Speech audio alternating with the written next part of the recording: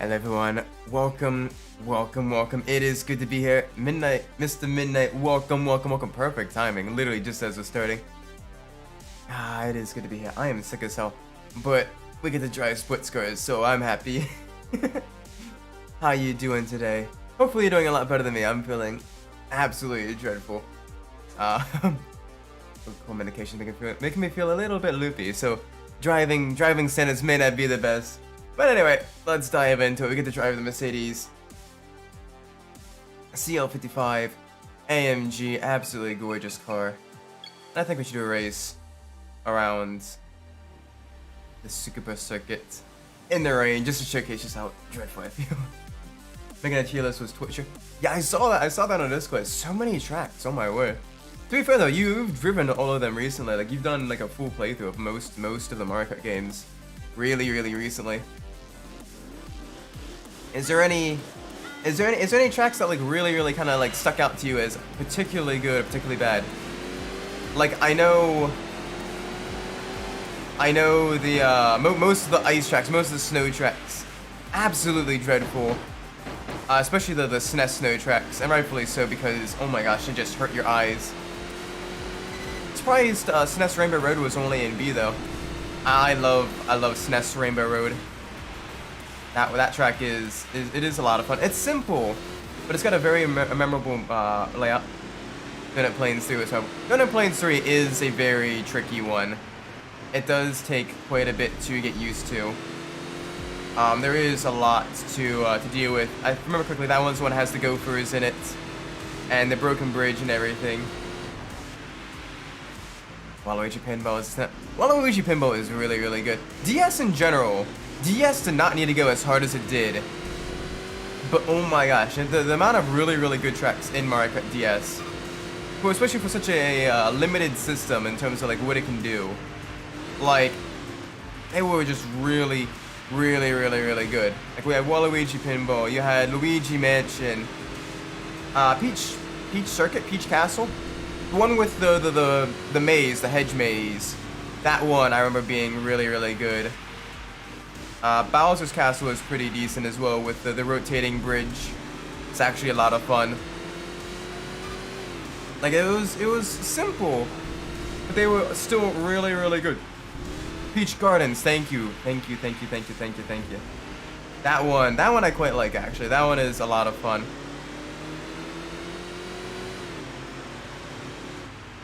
That one is a particularly standout one for me from the DS era. But I love Mario Kart DS. They had a lot of really good stuff going for with the missions and everything. Like I used to love redoing all the bosses again in the missions. It's always fun watching them like explode or like float about in the water. I think it was really cool. I like how the last one, the glacier dude, is very similar to the first one, the big bully. But he jumps out of the way. He's smart. Only tracks that included the Tour Remix tracks and the tracks from Mario Kart Arcade GP DX. Oh, that's a late break. That's way too late on the brakes.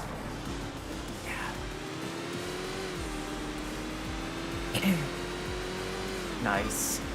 A solo, that is an insane amount of tracks.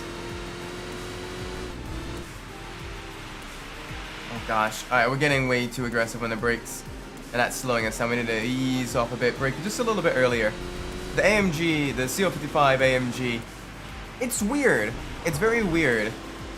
Because if you play Need for Speed Hot Pursuit 2, it's one of the slow cars, right? Like it's one of like the very boring, you know, early game cars.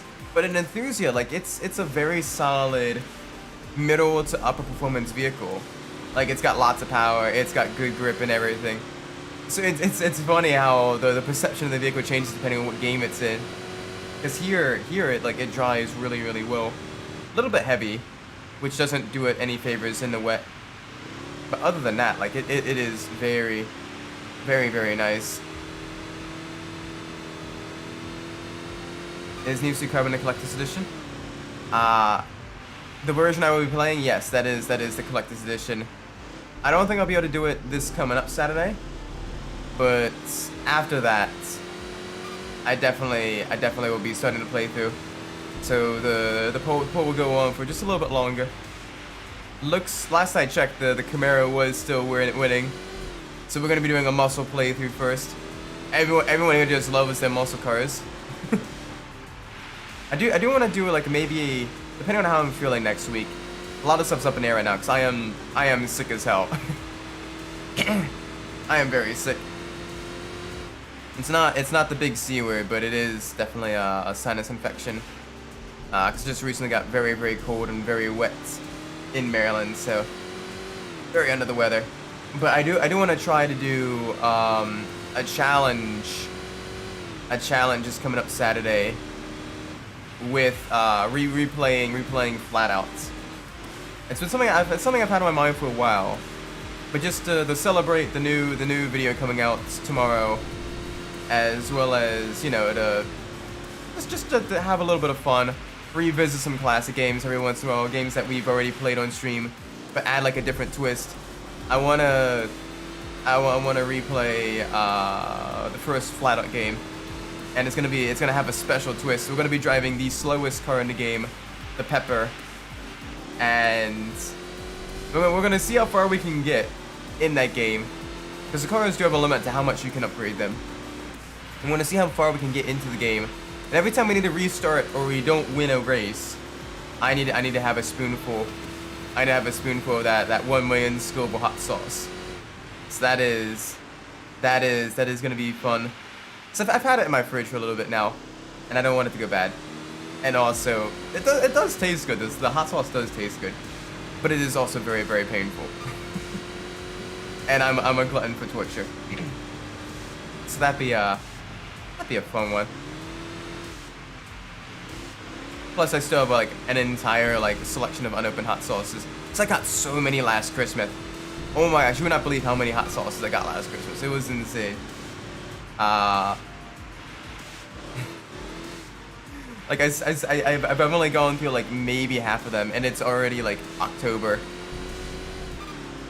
I haven't played Midnight Club 3 in a while. Yeah, I definitely want to try to do maybe like a challenge stream of that as well.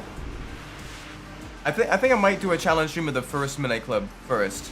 Try to do a no loss run where every time I lose, I need to completely reset the run, and I have to like spin a punishment wheel to see what I have to do for the next run. Oh, talking about yourself. Oh my gosh, Midnight Club 3 is so good. It's especially fun when you like add like your own spin on it, especially like if you play the game a lot.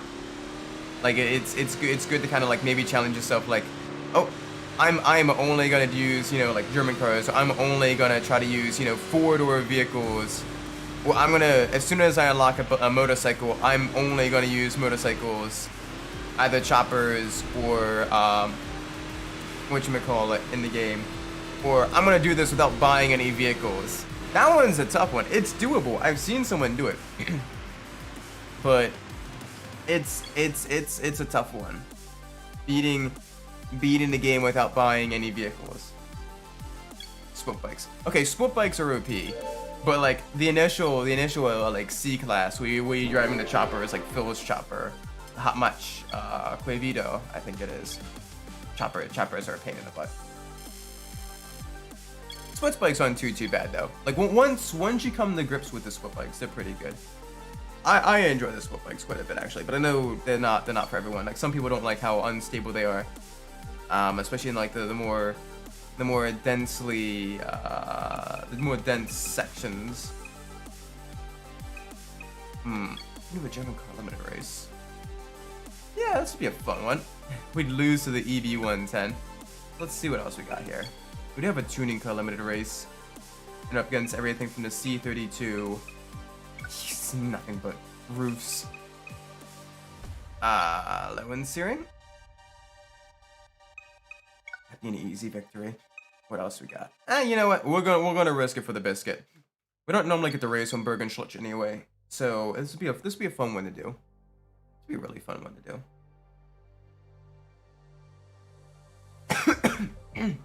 Sorry. Like I said, I am a little bit under the weather, a little bit sick. And a little bit. So I'm all bundled up, hoping I can kind of, you know, break the fever and get unsick a lot quicker. Oh, there goes the EB110. It's weird how this game classifies it as a German car because it's made by Dower, despite the initial vehicle's construction being that of Bugatti, which is a French manufacturer. But I guess it's a good way to get around, like, you know, the licensing and everything. You just license it out from Dower instead of Bugatti. Downside is it becomes one of the fastest German, quote-unquote, German cars in the game. And one of the fastest cars in the game in general, though. It is very, very quick once you get it to level 10. You know, it's got all-wheel drive grip, so it's really, really fast out of the slow speed corners. It's got really good handling. It's not too heavy either. Like, it's surprisingly lightweight for it being a very, you know, very powerful, especially for a Bugatti. Like, you think Bugatti, you think, you know, there are chunky cars, like the Veyron and the Chiron and all that stuff.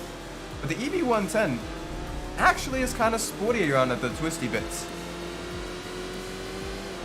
I wish more racing games had the EB110 as well. It's probably one of the better Bugatti vehicles to use on a track. Plus, you get the 90s supercar, you know, credentials as well. Combine it with the Jaguar XJ220 and the McLaren F1, you have a power trio of 90s, basically 90s hypercars. If you look at their performance, they're not all that much slower than modern day hypercars, and they're a lot more nimble as well. Just without all the fancy active aero and all that stuff. I mean, actually, I think the EB110, some versions did have active aero. Some of them had the fixed rear wing. But all three of those are absolutely gorgeous vehicles, and I love all three of them are dream cars in any garage. Although people unfortunately only really focus on the McLaren F1, the other two kind of get forgotten about, which is a shame, because both of them had some really cool vehicles, especially the special editions. The special editions of these supercars are even better. Like, you had the EB110 SS edition, or the Jaguar XJ220 TWR Tom Walkinshaw Racing version, which had the additional, it sacrificed a little bit of top speed for additional overbody aero, a little bit more downforce, and a little bit of weight reduction. And it was a good, that's such a good car to drive. It's not in many racing games, but it's in a couple different sims. Alright, dive bombing on the inside. Oh, you're closing the door? Okay. This Bugatti's being super defensive. Like, we're right up on it. We just need to find a good place to get past it. Because it is literally just... It's a big car, too. Like, it's very wide. So it's very good at defending on some of the tighter, twistier, narrow roads, like on most of the twisty sections of Bergenschluck.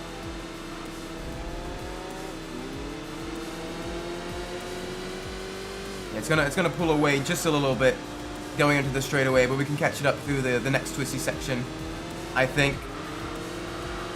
Gonna try to minimize our contact with the wall as well, so we can get some tuning points so we can level up the vehicle as soon as possible. But it's weird, like this would be, in, like, you know, the Need for Speed Hot Pursuit 2, this would be like absolutely blown away by a car of the EB110's caliber, like the McLaren F1. Or the CLK GTR, but here we're going toe to toe. We're doing pretty good, actually. Yeah, I see you. You're trying to look in the inside there. Also, I'm kind of excited. I get my sister on Saturday. She's gonna be at an art show, an art gallery. She's gonna be selling a whole bunch of paintings. She's been working really hard past couple months to get a whole bunch of, like, paintings created and everything. And so I might try to purchase something from her as well, just, you know, help support her. She is really talented. Granted, I am biased, but she is absolutely amazing. Meanwhile, I'm just a dumbass engineer. I don't really create too much actual art. Like, you see, like, most of these graphics in the background. The VTuber model, all that's, you know, hand built. by yours truly, and it's pretty dreadful, but you know, gets the job done. Doesn't look too bad, I think.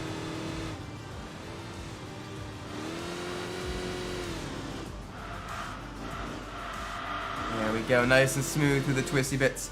Really pulling away from the EB1's head now. It will catch us up quite a bit on the straightaway. But I think now it should be an easy victory. It's almost 5 seconds behind, 4.5 seconds basically. So we should have a decent margin of victory.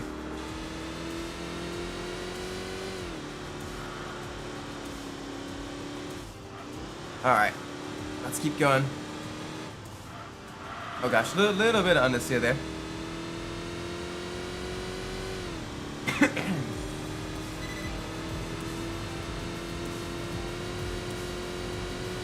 Yeah, you can see on a straightaway, like it is rapidly catching us up. It gained about 1.5 seconds on the straightaway, but we should be able to get through the twisty bits, really kind of pull away from it here. Should be back up into the 4s because it doesn't like the high speed corner there. Just barely in the 4s. Yeah, so we should be good. A nice battle on our hands. Make sure we don't make any mistakes. No issues here.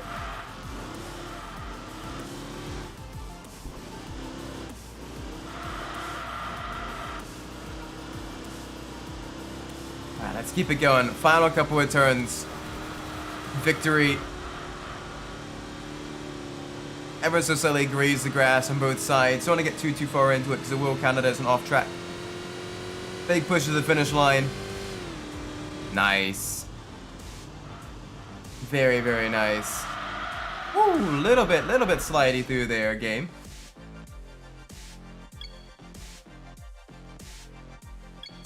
Get a chunk of water. A little too many collisions with the vehicle there. There should be enough. Yeah, we get some extra grippy boys. Should help us through the twisty bits. Nice, and we do get a little bit of rank increase as well. So that's good. That is very, very, very good. Alright. Next race. Let's see. What do we have? We got, oh gosh, backwards low and searing. Backwards low and searing. No thank you. Over 4-liter race. So all the big, heavy vehicles with massive engine displacements. Yes, please. We'll be going right to that. There we go.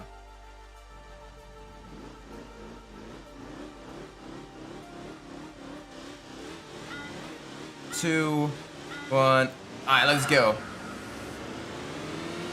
Big launch here. Use that supercharged V8. I was looking at the pricings as well for this C55 AMG. And like for the ones in good condition, like they've begun appreciating in value again. Like I've seen them. You know, they're still not quite to like, you know, the original pricing and everything. They're definitely pretty expensive now, at well over, you know, almost $30,000. $30,000 for some of like the special edition ones, like the F1 edition ones. So GG on that front. Definitely a vehicle to look at in the collector's market, and maybe consider adding it while the pricing is still a bit on the lower side. The answer though is, with it being a luxury vehicle, luxury vehicles don't nearly appreciate as much as like performance vehicles do. And while it does have some okay performance, it's more so a luxury car with, you know, performance additives. This is nice. Very, very nice. Through the twisty bits.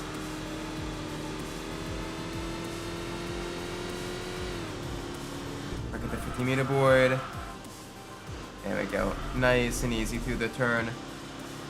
We want to really do well here.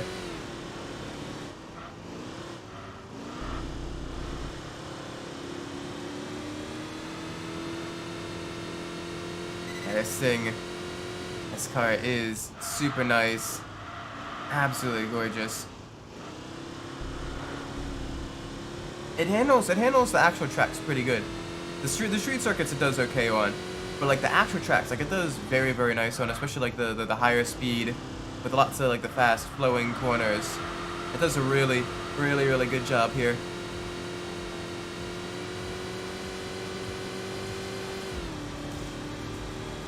Brake just before the dirt here because the car doesn't have the best brakes. We're down in a second gear? No, okay, that is still a third gear corner. Just a lower speed third gear corner. Just another graze of the brakes. Whee! I did wish this game had more like the permanent circuits as well, because what little it does have, like low end zeroing is basically the only like original. Technically speedy apple steering as well, but like low end zeroing is basically like it's only fictional, you know, road course. Like it's really really good. I think if they had more tracks like this, I think it could have done a little bit better as well, because these are a lot more fun to drive on than some of the street circuits. Definitely better than Route de la Seine. 100% better than Route de la Seine. Oh my gosh. Route de la Seine is absolutely dreadful to drive on. This is very very nice. The corners all flow together. You get a good mix of corners. Some good high speed sections, some good lower speed sections as well.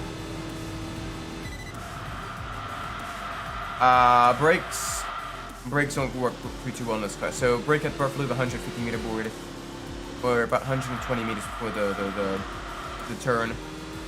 100 meters before the turn is definitely too late. Car does not appreciate being hard on the brakes.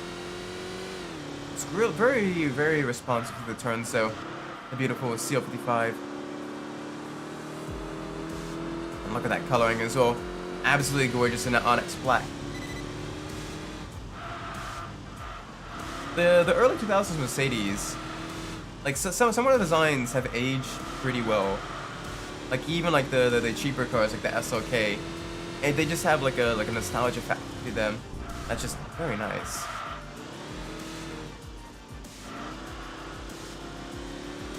But this especially with it being, you know, a luxury sports coupe, this is a pretty good car. Definitely with it being a bit more understated in design, it has aged decently enough. I wonder what it's like to own one nowadays, you know, especially like a higher mileage one. You know, how easy it is to find parts, you know, what kind of services are required of it in order to keep it running and everything. Because owning luxury cars, it's less about being able to afford the initial price and being able to afford, you know, if you continuously upkeep it. Because the upkeep is what bleeds you dry on those, you know, those performance and sports cars and luxury vehicles and everything. It's because there's so much more complexity to them, so much more that can go wrong, and therefore so much more that needs to be, you know, maintained in order to prevent it from going wrong. And so it's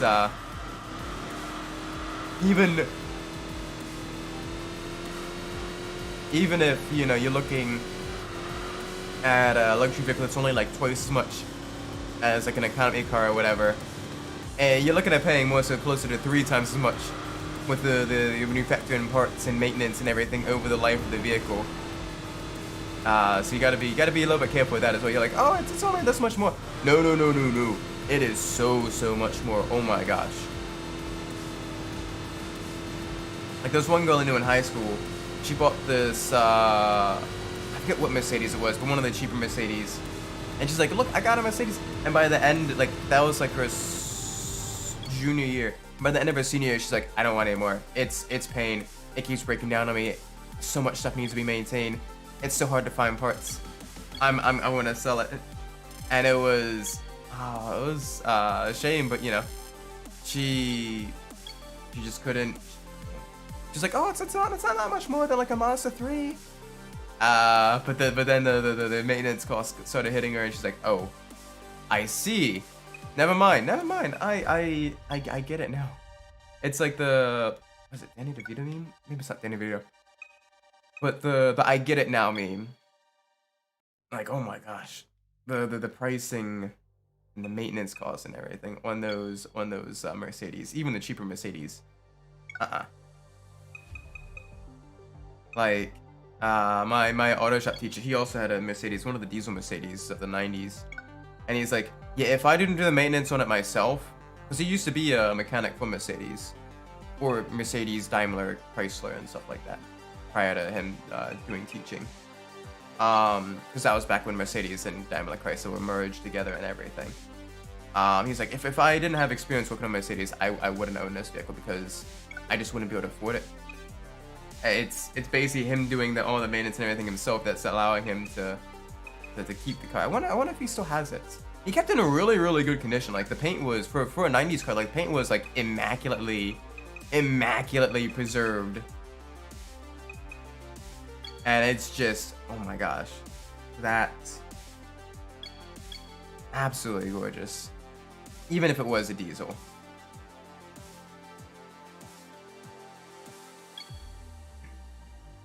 Like, it had the 90s two-tone coloring on it, with the black top and the silver trim, and it was, you know, meticulously polished, not a single scratch on it. He had some custom aftermarket rims on it as well, the lighter weight alloy rims, and it was super nice. Like, it was clean, and it was, you know, it was his baby. I'm hoping he still got it, because it was really, really nice. My other shop teacher, he had a couple of vehicles. But one of his favorites, he had this beautiful bright blue Pontiac Le Mans, which, if not familiar, it's the same chassis as a GTO, but just the lower trim level, that he swapped in a big block Pontiac V8 into. And oh my gosh, that one was beautiful as well. This light blue exterior, metallic blue exterior, like almost like electric blue. Darker blue leather interior, custom, you know, but still classy sound system as well. Like, it was a really, really good, like, resto mod for that vehicle. And he had the pictures, like, he bought it like just as a rolling chassis, almost like, you know, car mechanic simulator and stuff. And he spent like years working on it, and it was so good. Oh my gosh. He called it his blue paradise. And close to like summer break, when the weather finally got good in Maryland and everything, you know, he would occasionally drive that in, and, you know, all the students would, you know, gawk over it, because it was like, oh my gosh, you know, like the classic muscle car and everything. And it was just really, really good.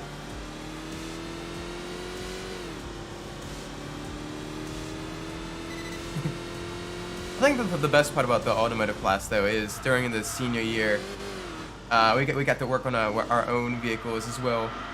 Ah, crap. Uh-oh. What's ah, crap? Everything all right? That's not good. It's like when you're going in for surgery, and just as you're like going under for anesthetics, you hear one of the surgeons go, "Oops." Like, no. What do you mean, oops?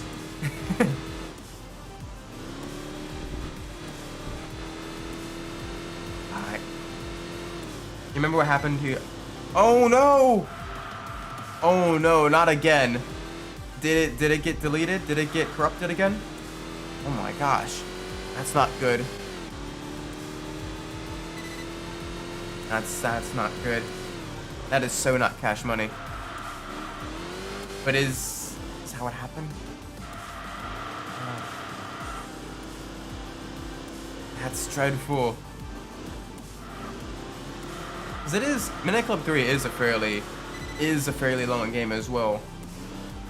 Yep, again, thankfully. Good. Always back up your data. 100%. No, seriously. Take it from an engineer, take it from a college student who has lost critical data due to computer issues. Always back up your data. Anything important, back it up. Doesn't matter if you think you're gonna be using it again or not. Back it up.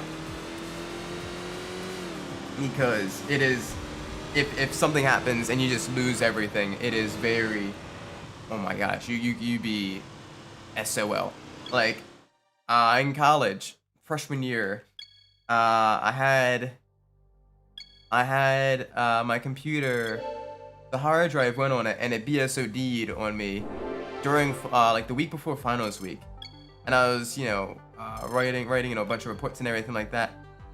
I had to pull so many all-nighters just to get all the reports done because, oh my gosh, my computer just died on me. Thankfully, I remember most of the data and everything, and I had the data backed up. I didn't have the reports backed up yet, so I had to redo all the reports on the school library computer, and oh my gosh, that was not fun.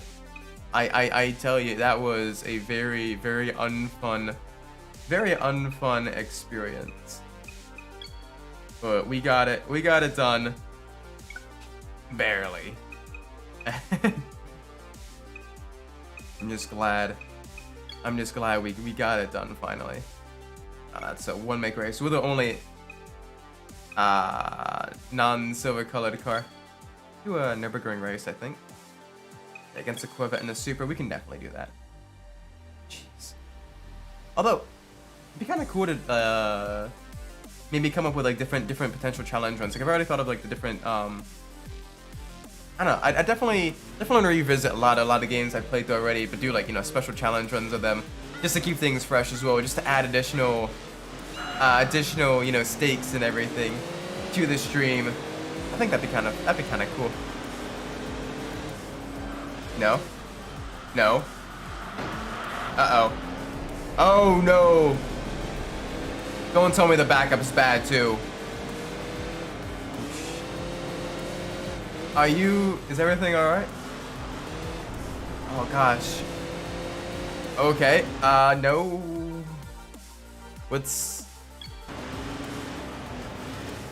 Oh no. Oh, damn. That's horrible. Okay, that's the statistics. The statistical probability of both the regular and the backup being corrupted. That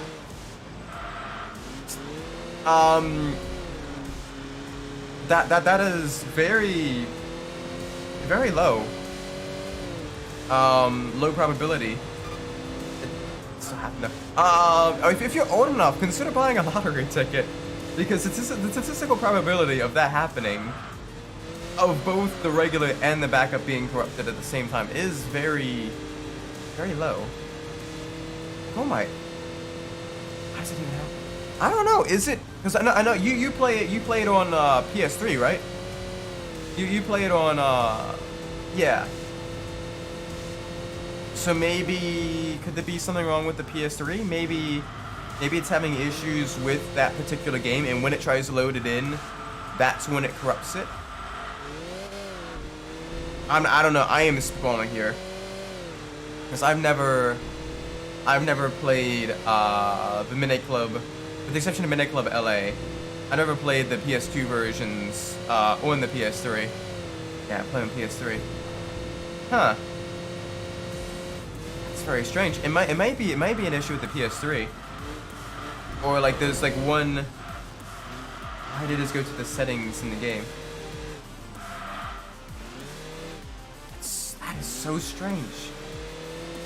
I don't know how that could corrupt it.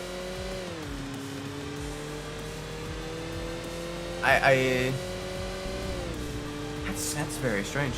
Could it have been maybe the SSD on the PS3 is on its way out? And I know SSDs, they do have a limited amount of reads and writes to them. And closer to the end of life, they sometimes have issues like that, where they have issues kind of accessing certain data. But even still, the probability of both the regular and the backup getting corrupted like that, that shouldn't.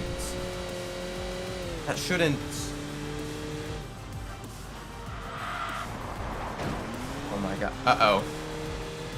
Oh man, it is just getting worse for you, isn't it? What's...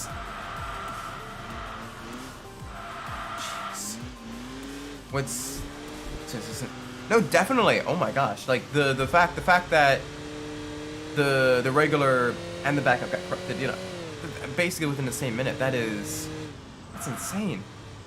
I have had, you know, one thing get corrupted, but like both backup and the regular, that seems something might be wrong with the PS3. Maybe. I'm not a computers guy per se. That might be a good spot to look. Especially if you have one of the earlier PS3s, you know, the SSD on that's probably, you know, well over a decade and probably a decade and a half old. So, unless you replaced it already, so it's probably the SSD may be on its last legs.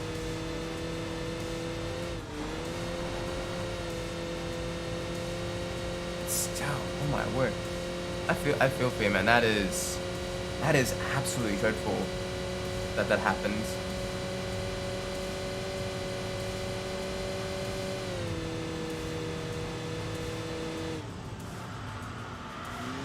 I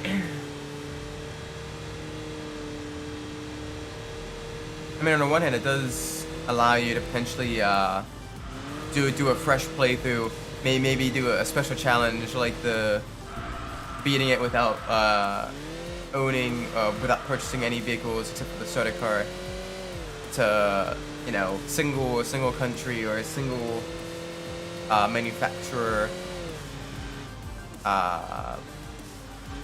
Because technically you could do an all Dodge / Mopar playthrough. That'd be kind of a cool one.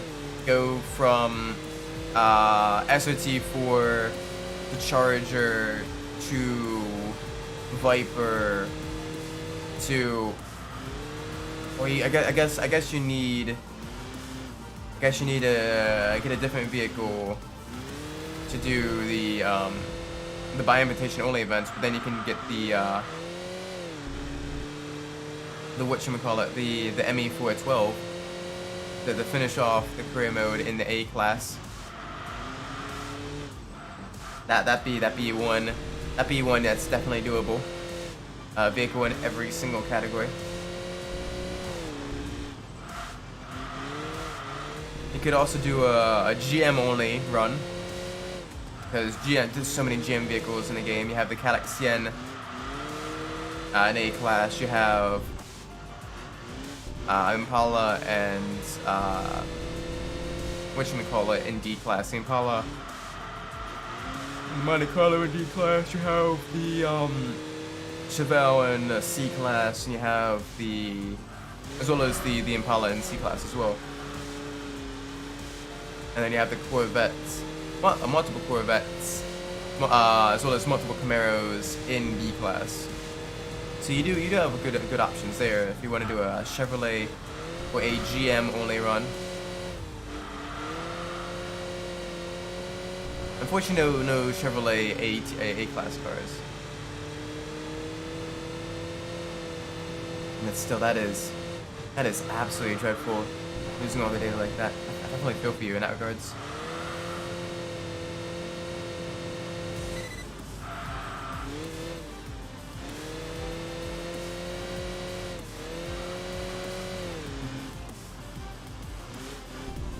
Oh man, we're doing surprisingly well in this race right now. Just cruising through the Nordschleife. Hitting all the marking points and everything. This isn't too bad. Okay, my voice is starting to go though. This may only be a 2-car stream, and I'm gonna do my best.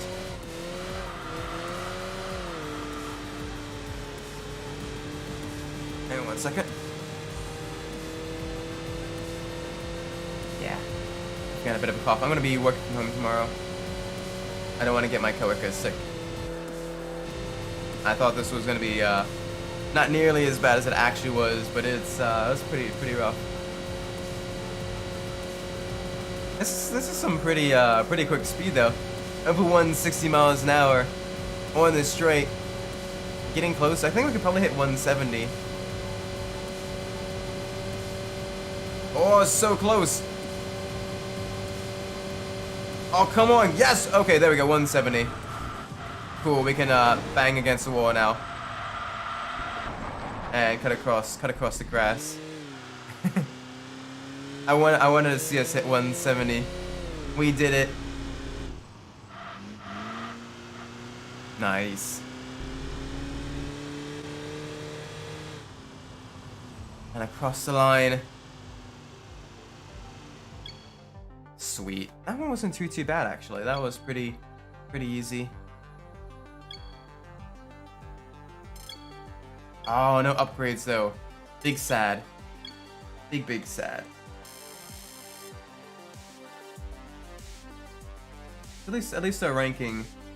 It's a ranking though increase, which is good. I am very toasty though. I'm trying to break the fever. So I've got a full jacket on as well. Should be interesting. With the Vice Shogun Cup. Should be fun.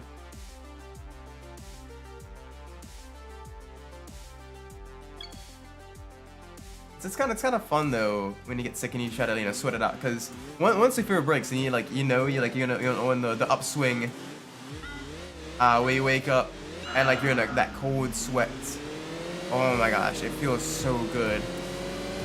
You gotta change the sheets and everything though, but it feels so good waking up after a bad fever's broken, and you're like, yes, I'm ready to tackle the world now.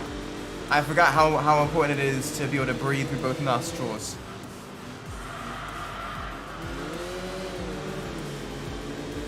Alright, two Mercedes dueling it out on these Japanese back roads.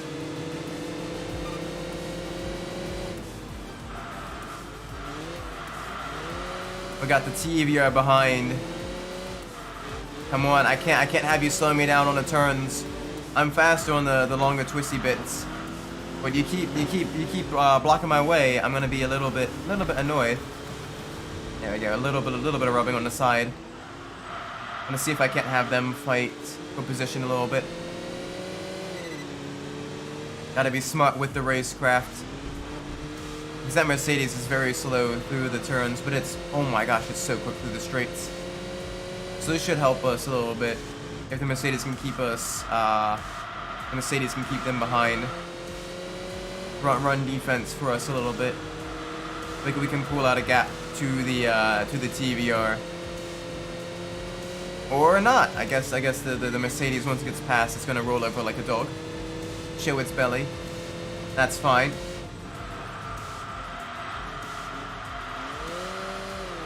That's fine. Perfectly fine. We'll just have to outdrive the TVR. The much lighter, but slightly lower powered British performance car versus the big, heavy German sports coupe. This is just shades. This is just shades of the the race at Rev City back early when I first started streaming. That race was really fun. Constantly going back and forth with the TVR Temera there. In the Mercedes S-Class. The TVR Temera, even lighter and a bit less powered. And the S-Class, even heavier and even more powered. So it was even greater difference in terms of how you drove each of those cars. Constantly kind of switching back and forth through the turns and everything. Right now, we're getting a little bit better. We're able to hold the TVR. TVR behind us, Cerbera. Yeah. A little over a second behind. Let's keep that up. Nice. Smooth. A little bit of curve going on mid corner. Nice. This is exactly what we want. We want to kind of keep the pace. Want to hold them behind. What's that red car? I see it in the mirror, but I don't see it too well. Not well enough to make it out. What is that red car? That red car looks like it is also giving a TVR a run for its money. So hopefully the TVR, it'll be kind of caught between having to try to attack and having to try to defend its position as well. And that might slow it down a little bit as well, because the TVR, lap per lap, it is going to be faster than us. But when you have another vehicle right there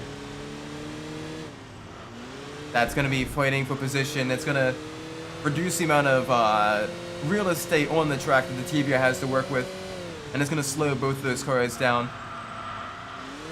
That's why normally in real life racing, you normally don't want to try to battle too much, especially if you're going more so for try to get for a higher overall position, because that'll end up slowing both of you down, let the leaders and the front pack get away. So you gotta be decisive with when you want to overtake, when you want to defend, and when you want to just, you know, let them by and then follow them closely, so that you both can kind of put pressure on the leaders.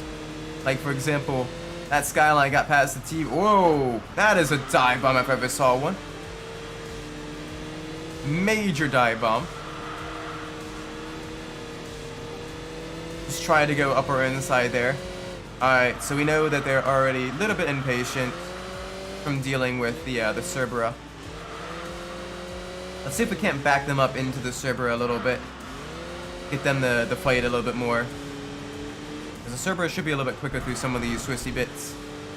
But that Skyline, it does have the four-wheel drive grip out of the tighter corners, and it does have quite a bit of power with that turbocharged inline 6, the RB engine.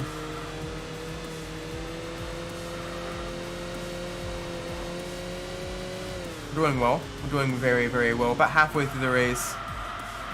Oh, gonna go a little bit wide here. That's gonna give him a run on us. We'll give him a little bit of space. Just because trying to close the door on them will result in a lot of pain. Let's see if we can't push back and get that position back. Put a little bit of pressure on them. Maybe follow them for a couple of laps.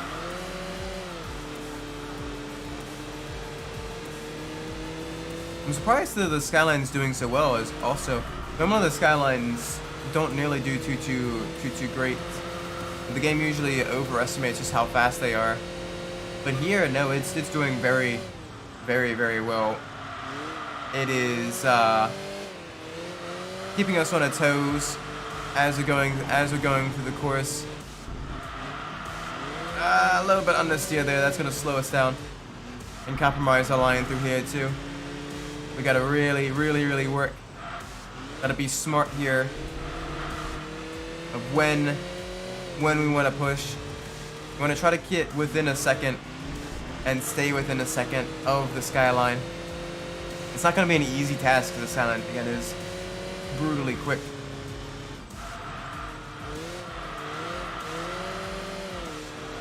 And you can see it is slowly pulling away. Dang. Okay.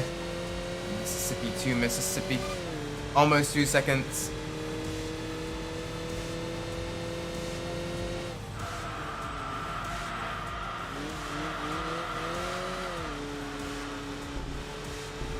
Yeah, no, this is, that they're gonna be gaining probably about a second or more per lap on us. That was the fastest lap as well, the previous lap. Jeez. Never mind, they're going to be gaining even more than a second a lap on us. We're keeping the TVR at bay though. Very easily keeping a TVR at bay. That Skyline. Wow.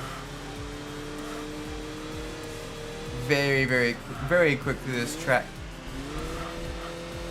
Guess it's got that Japanese home field advantage. A lot of power, a lot of grip. Plus, also it is fully tuned. All the RS cars do have, you know, are at level 10. I think they're at level 10, but if not to level 10, they're very, very close to level 10. Absolutely insane amount of power that they make. With some of the best tires and the most weight reduction. Oh, that was dreadful. Okay, so yeah, it is pulling away by about a second a lap. We keep getting faster laps too, but it's just, it ain't enough. It ain't enough.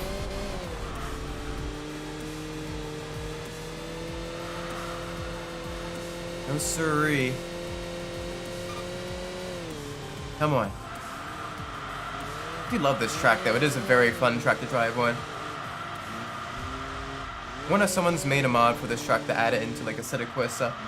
Driving that with, you know, some of the lighter weight sports cars like the Miatas or the little Fiat 500 and everything would be an absolute blast. Genuinely think that would be, you know, really, really fun. Pretty sure catch up just before the finish. Welcome to Stream Kinetic Rhyme. I hope so. That GTR though is very quick. It is pulling about a second per lap on us. And it is just very, very, very fast. We're in the Mercedes, the CL55 AMG, which does have quite a bit of power as well. That was a lot slower. Had a few minor mistakes there.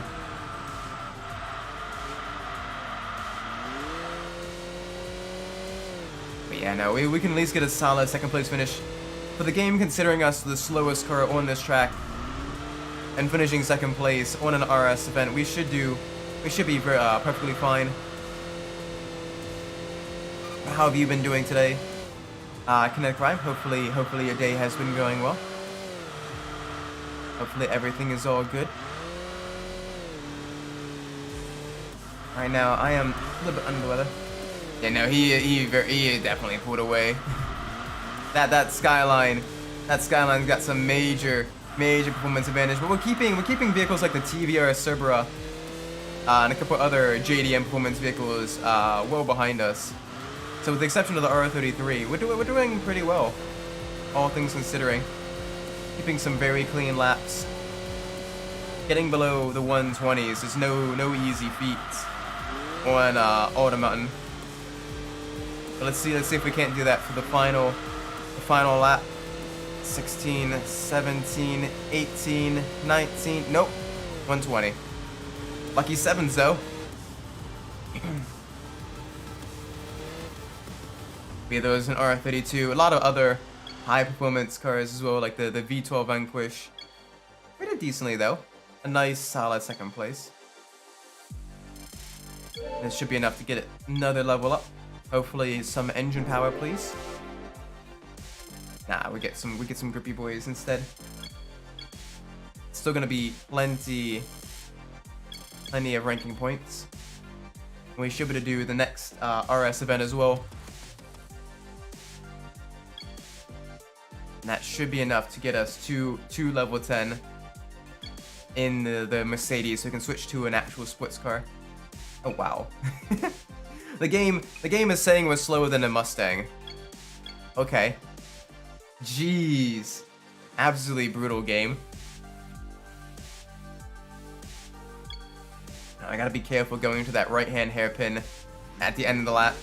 We do have enough power to really kind of make to do well coming out of that corner, but going into that corner, getting the car slowed down and turned in and everything, that's gonna be a very tricky feat. We're gonna try to start out as strong as possible. Try to back them up into each other, get them fighting amongst themselves to the twisty urban course. That, or if we can pull away, pulling away would be even better, because then we have a bit more of a gap.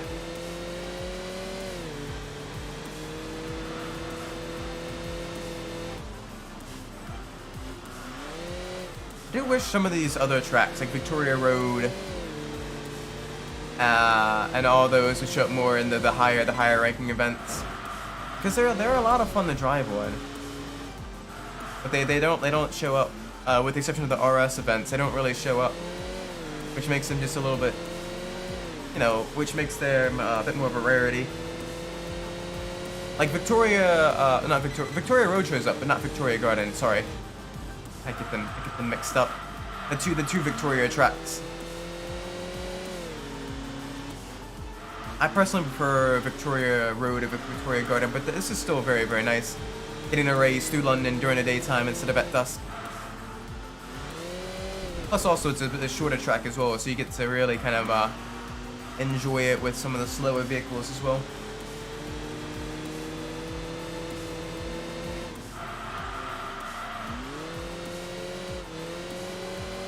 That Subaru though, man, these Japanese cars are really giving us a run for our money. Thankfully, the course itself is tight enough that we can really kind of back them up a little bit. That Subaru with the all-wheel drive, it should allow itself to really pull out of that hairpin as well without too much issues. Not going to be lacking for traction there. Oh gosh, brakes don't work on this car. The one Achilles heel of the Mercedes, it does not like it when you try to dive deep into the corners. You got to be early on the brakes. You got to be a good 10 meters earlier on the brakes. 10-15 meters earlier than a lot of other lighter Japanese cars. Just because this thing, even with the full weight reduction, it is still a luxury car first with performance characteristics. Like, there's a reason this is not a sporty car, but instead a specialty vehicle. That's because it is still a full-on luxury car.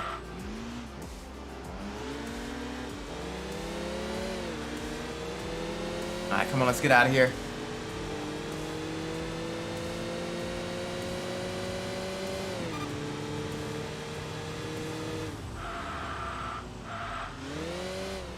Alright, we should be able to gain a little bit more time through the twisty bits though. The Subaru is slowing down a bit more than necessary through here. So we can gain a little bit of time. The big question is how we're going to get past them. This track, it is not easy. It is not easy to overtake one. So you got to be really smart or really aggressive.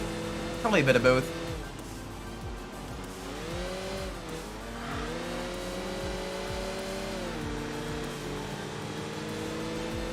It does have some really good acceleration though, especially out of the mid-speed corners. Like that all-wheel drive really allows it to get on the throttle early without much wheel spin, whereas our traction control is working overtime to keep this thing stable and planted and nice and well behaved.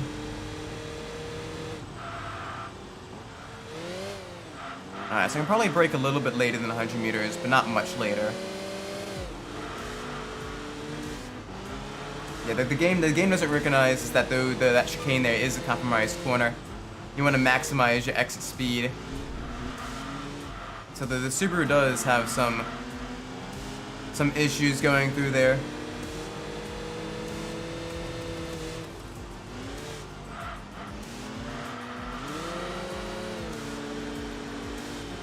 I don't know what the heck is going on with stream elements. The bot itself seems to be a little bit busted right now. It keeps disconnecting and reconnecting. So I apologize for the stream elements bot spam. Where it's like, oh, I'm running. Oh, drag race down the main straight into the final lap. Wow.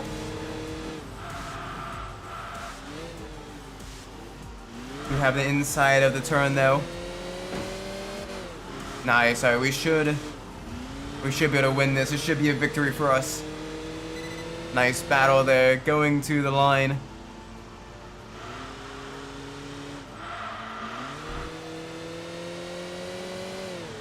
Alright, big push now. Big push.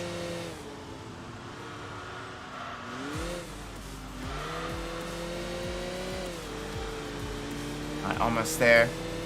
Come on. Some light graze with the brakes if the car turned in. Down in the first gear. Get it around the hairpin. Yes. Speed. And there's the finish line. Very consistent laps as well, like all right around the 57 mark. Very quick race. But very fun. That should be enough to get us to level 10 in the Mercedes. Nice. Redemption. After getting beaten by a Japanese wheel drive in Japan, we beat a Japanese wheel drive in Europe. Level 10, yes please. With plenty of ranking points as well. And our ranking is going to take a tumble as we go to switch a vehicle. But hey, you know. It's not too bad.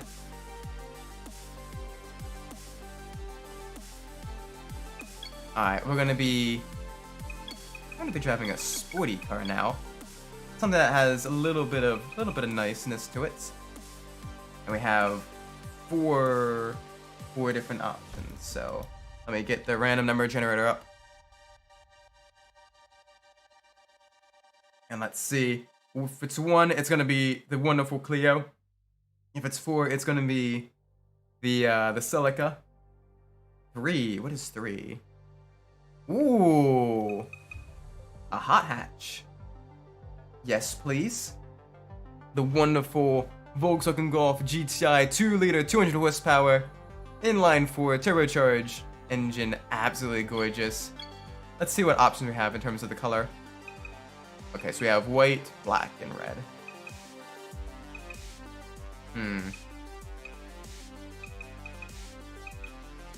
That looks good in white, actually. And we get, of course, full manual, so we have the clutch. And this is gonna be really, really fun. Getting to drive this. Let me get some settings adjusted on this though. I want to get it a little bit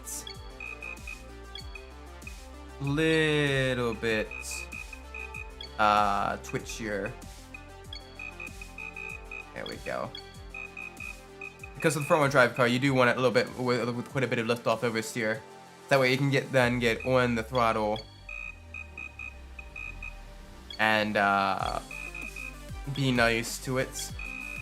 You know, get it to pull it out of the slide. Very nice. The Golf. Japan Grand Prix. Yeah, I'm sure that'll go well for us. The Japan Grand Prix 11.5. We're up against freaking Mercedes SLR McLaren. Yeah, Sure a game. That is a fair race, right? Oh jeez.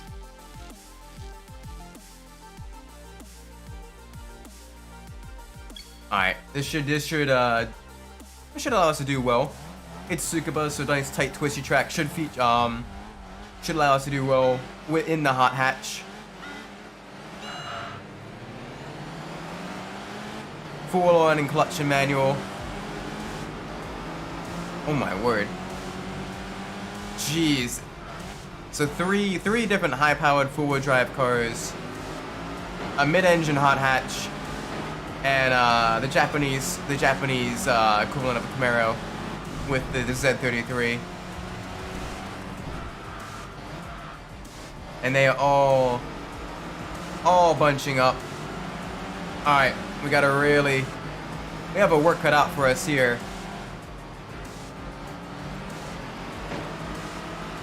Because we can't get past the Z and the Volvo side by side. We can at least get past the Volvo now. Let's try to get past the Z. See if we can't hold it, hang it around the outside. No? Okay. That's fine. Come on, let's at least try to catch up to the Renault. It's the Phase 2 Renault 5 Turbo. So it's a little bit heavier than the Phase 1s with the different bumpers in the front and the rear. Still a quick car though, still very, very fast in rally racing, especially the tarmac rallies. Gotta get at least up in the 4th to get some points.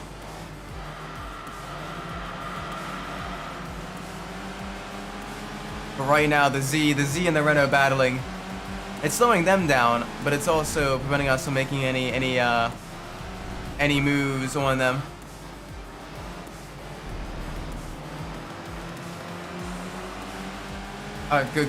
Good.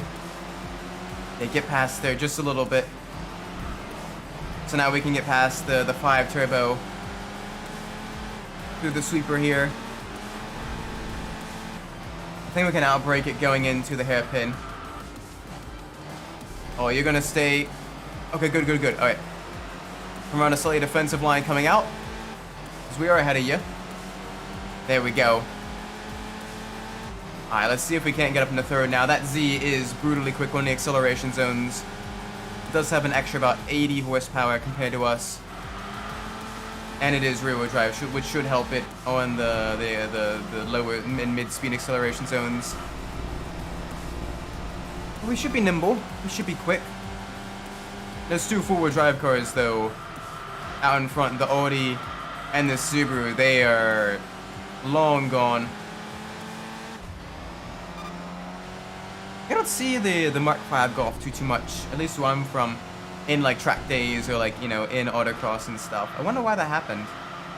Because in the early 2000s up until like even the 2010s, the Mark V was, you know, a staple of like track day car culture.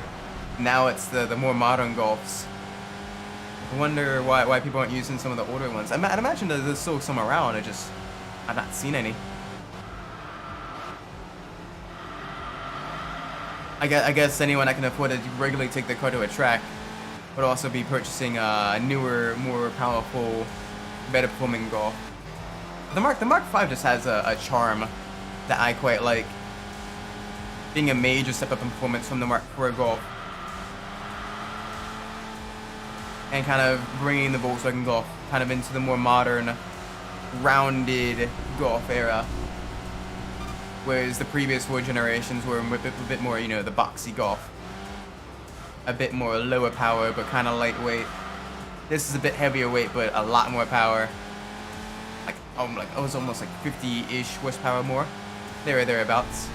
Compared to the previous Mark IV Golf GTI.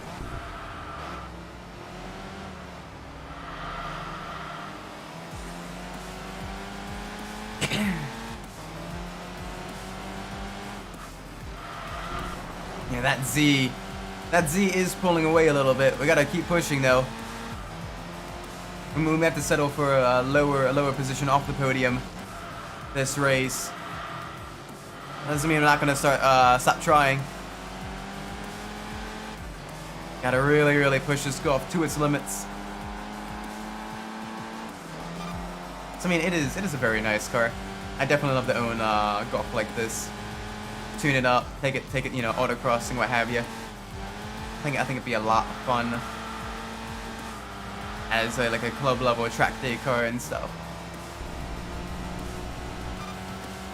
Cause it's still got the storage space, you can kind of, you know, go touring with it and everything. Take it to the track and everything. Take all your stuff to the hotel. Have all that space. But then once you're all unpacked and everything, you take it to the track. It's, you know, super lightweight, very agile, very nice. It is a very well-behaved car. Run the track as well. A little bit of understeer still, even with the suspension adjustments. But it's doing a very good job. I'm surprised the Volvo is doing so poorly, because the Volvo itself, in the hands of the player, the Volvo is an absolute beast. Both the S60 and the S70 wagon are brutally quick. They are very much the sleepers of this game. You don't really get a lot of love, but if you know, you know, because they got some serious speed, some really good high speed cornering grip, really good acceleration, and they sound amazing when tuned well with the blow-off valve and their modified engine. Oh my gosh, they sound so good.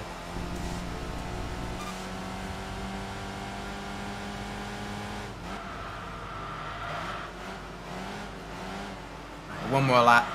That Z is catching up to the four-wheel drive beasts. We're kind of matching them on pace. We're not really getting caught up.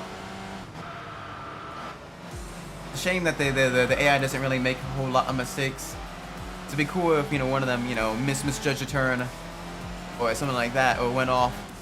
It'd be an easy position gain, especially with the three of them, you know, constantly pressuring themselves through the course. Ooh, the Z is going to try to make an overtake. A little bit gutsy there going into the hairpin. But I think the Z may have to settle for third place.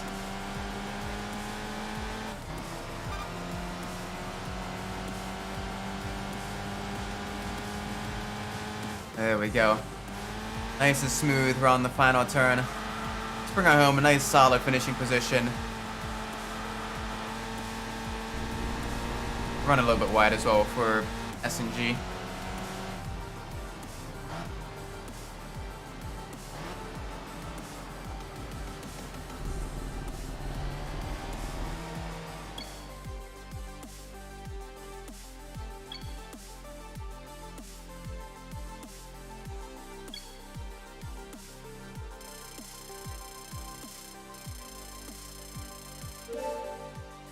Nice. We got our first level up. Get the golf even lighter. Very nice. Boop. It's kind of fun getting the performance upgrades for something that would be considered a tuner car as well. Dang. Our ranking plummeted there. When you go between a fairly quick car and a moderate speed vehicle. Big difference. Oof. Dang. Got a German car limited race here. What are we up against? Audi EB110. Really? Really, game? Okay. Watch, this may actually be easy, the Pacific Challenge here. Data Integrale Evoluzione. Credit Aristo, we've driven that. We've driven a lot of the cars already on this roster in this race.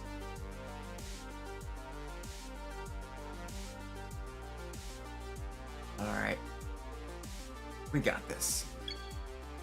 We just gotta minimize our speed loss on the uphill section.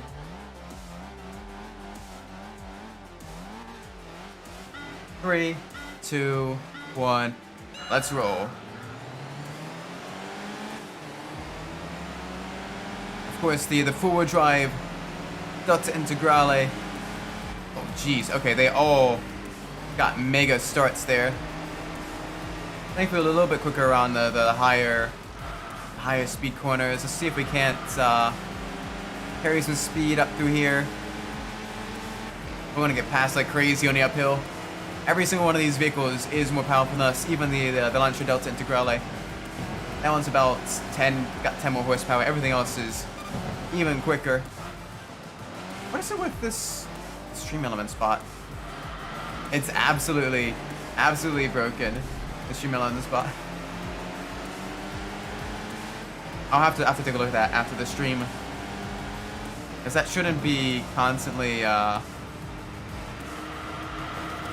wonder if the Stream Elements website itself is having issues,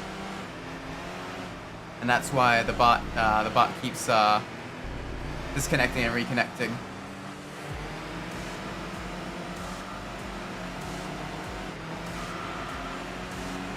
Alright, come on, we gotta gain a little bit of positions. We're being beat by the Delta Integrale, the Supra, and then the totally not a Supra 4-door. It's got a lot of the same underpinnings of the Supra, the same chassis, and not the same chassis, but the same engine and everything. It's basically a 4-door Supra. That's why I love using it in Tokyo Extreme Racer 3, because it's a vehicle that can take you through pretty much the entire career mode without too much issue, with lots of power increase and everything. Jeez, 3-way battle for third, 2-way battle for first as well. Very close pack. And then the Jaguar is nowhere to be seen. Something must have happened to the poor Jaguar, because it is definitely having issues.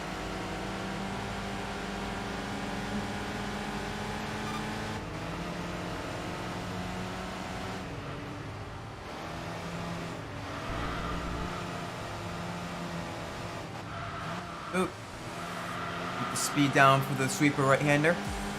We do want to keep carry as much speed as possibly can, though, because this is a momentum car. Everything else is going to kill us on the uphill, at least until this starts getting upgraded and we get some more power.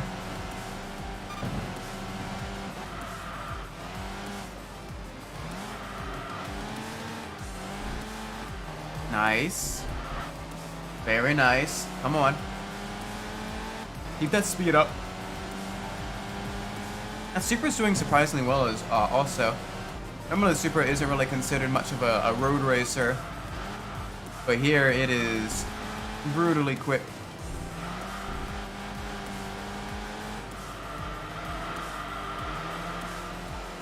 Nice. We're doing well though. We're keeping all the other performance vehicles behind us. Everything from that TVR Tamara to the Aristo to the Delta Integrale. We got this. We got this. We're doing well, I think.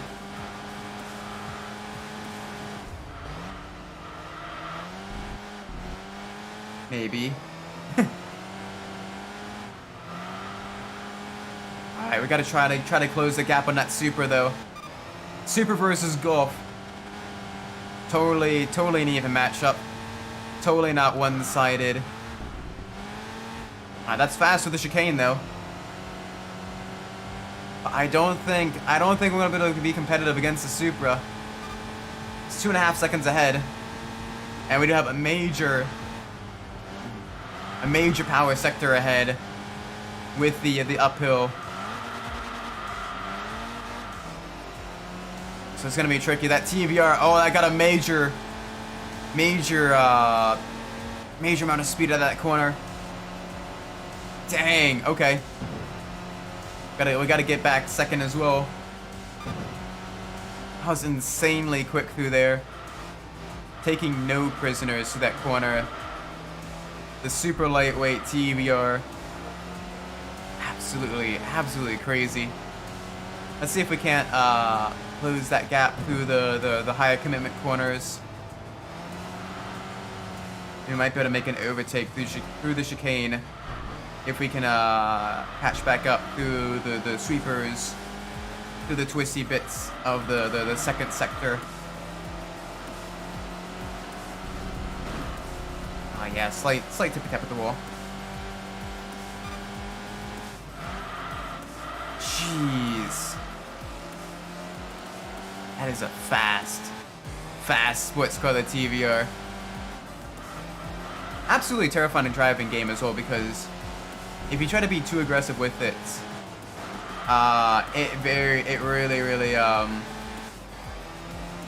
it'll try to kill you. Welcome, Gregory Fujiwara. How you doing today? New Enthusia Life project. Starting with the Volkswagen Polo. Good choice. Nice little hatchback. Actually, it is pretty quick when you get to level 10. The Garnet Garage is kind of level 12 cars, including the starting one. So what were the other 11 cars in the Garnet Garage? Volkswagen Polo is a good start though. It's lightweight, it's very well behaved, and it does respond well to upgrades as well. It does give you a decent amount of performance once it gets to level 10. With it being a lightweight, naturally aspirated engine vehicle, it does do surprisingly well when it gets upgrades. So now that the naturally aspirated engine vehicles do get a bigger by percentage power increase compared to the turbocharged engines. The Volkswagen Polo, the G500L, nice. Alfa Romeo GT, Alfa Romeo EV. Okay. So quite a few Alfa Romeos there. The Mercedes Benz going from the tiny Polo to an absolutely massive, to an absolutely insanely huge Mercedes has got to be a very weird experience. We gotta beat 560. Okay. So no. So we gotta do better than our ranking right now. Try the Nürburgring challenge. We can maybe do low insering. What's the German car race? Okay, that's a lot more manageable actually. Up against other, Audis and Volkswagens and stuff like that. No crazy Bugattis, rebadges, Dowers. Imagine Alfa Romeos as well though, especially the GT. That's got to be very, very nice to drive. Very well behaved, high performance, front engine, front wheel drive car. Like that's probably got you quite a bit up the rankings with that one. Oh gosh. Alright, major dive bomb on the inside there. High. Got two different Audi TTs. Got the 1.8 liter turbocharged version, and then the 3.2 liter naturally aspirated version. 3.2 liter version is going to be a lot quicker than the 1.8 liter version. And then we also have the Golf R32. So many high performance, sporty German cars through these windy roads. This is a good, very, very good battle. It's gonna be a lot of close battles as well. We're gonna make sure we make no mistakes, minimize our time loss. Okay, Stream Elements is having issues. That's fine. So out of the Garnet Garage, oh gosh, 147 GTA, 156. So many Alfa Romeos. And the Nissan Stage A, nice. That one's a fun one as well with the all-wheel drive. It's basically it's basically a Skyline station wagon. The RS6 going to another station wagon. The T-Bird, ooh, that one is a tricky one to drive. That one likes to slide a lot. That one really doesn't like cornering. And the Golf GTI, then the R32 Golf, and then the Volvo V70. Nice, a decent selection of vehicles then, kind of from all around the globe. Got some American vehicles, got some Japanese cars. I've been unlocked some late model JDM models, and the Monster Weight supercars too. Sweet. So out of those the 12. Out of those 12, what was your favorite to drive during that Enthusia life run? So I imagine, yeah, we all have favorites. We all have ones that stick really, really close to us. Like I love driving the Volvo cars, the V70 and the V60 because they are very, very quick. But they're very mundane as well. So you don't expect them to be quick. You kind of, when you're younger, you kind of pass over them. Favorite is the Golf GTI. Hey, that's exactly what we're driving now. This one is a decent one as well. It does respond very well to upgrades. Very agile, very well behaved. Like we're keeping up with much faster four-wheel drive monsters just in front with the Audi TT and then the R32 Golf Mark IV. Between the two though, I'd probably prefer the Mark IV, the R32 Golf over the Mark V GTI, just because you do get all-wheel drive and you do get that sweet VR6 engine, which in real life sounds so good. So it's one of the few 6-cylinders that isn't like, like a Japanese inline 6. That sounds absolutely amazing.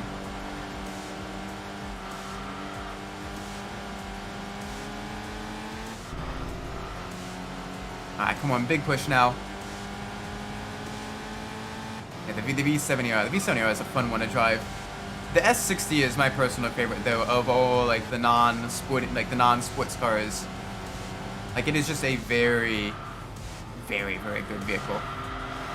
Wish more race games had, the more sleeper type cars, like those performance Volvos and stuff. And the Gran Turismo did as well, but you didn't really get a chance to use them that much because European cars were so expensive. Question: the 5th generation Golf came out for the 03-04 model year outside of North America, although most Americans didn't get until the 06 model year. I'm not too sure. I think so. I know we didn't get the Mark V until 05, I think. I think it was 2005 that we got the Golf. Whether that was the 06 model year or the 05 model year. That was when 2005 is when we got the Mark V Golf. And it was very, very nice. The Mark IV stayed for a very, very, very long time. Just because, it was a very, very popular vehicle.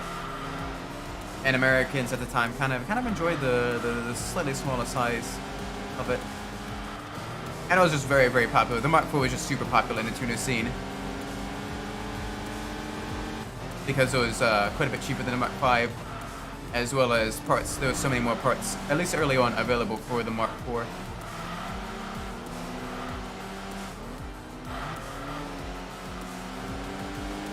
We're doing well.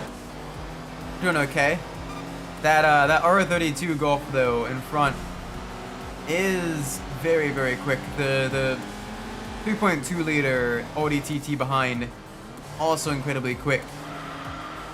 We're in a VAG sandwich right now. Where first three vehicles are all Volkswagen or Volkswagen Group cars. No Mercedes, no Bugattis, none of that stuff.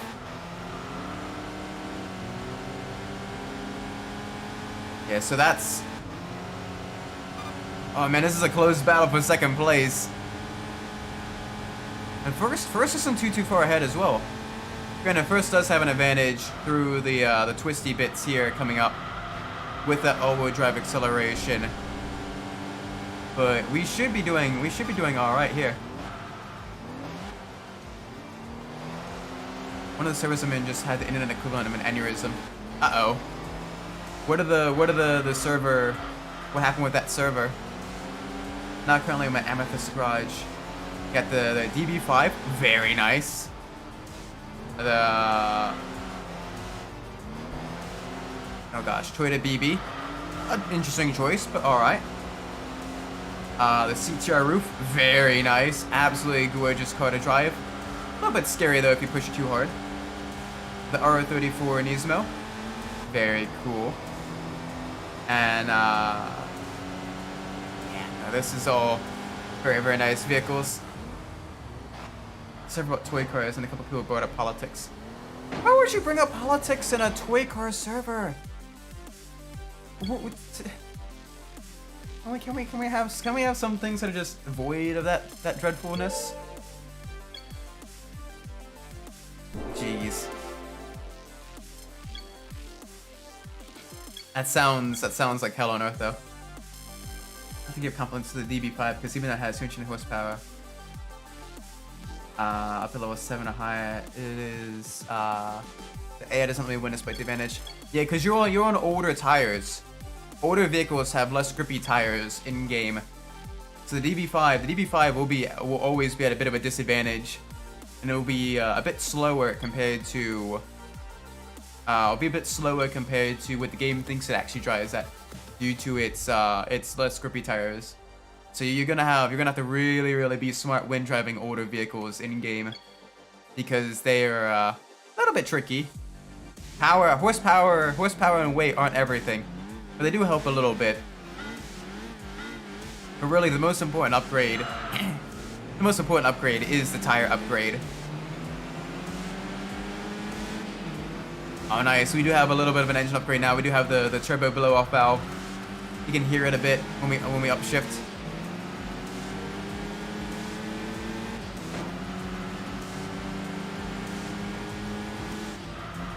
Nice. Up into the lead. There we go. There we go. So of that group though, that second group, the Amethyst group, I'd imagine the roof CTRs are probably really fun to drive, as well as the R32 are probably two particular favorites. Both of those are very high power, but still lightweight vehicles. And the CTR, when you do finally get up to level 10, it gets a bit more controllable. Definitely gets a little bit more controllable.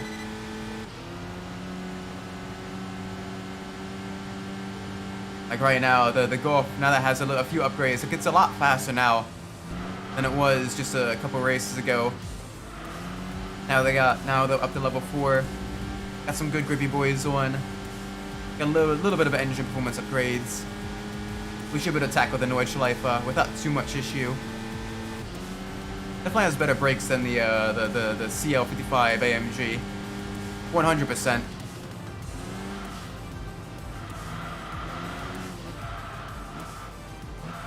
There we go, down in the third gear through the super right-hander.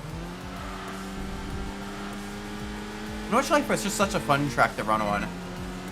In everything but like actual race cars, like in street cars, like it's a really great track. Because it just lets you kind of test like the full range of performance on the car. Everything from its slow speed corners to high speed corners, to braking. Like it tests everything. It tests your driving ability as well. And it's just a very fun track.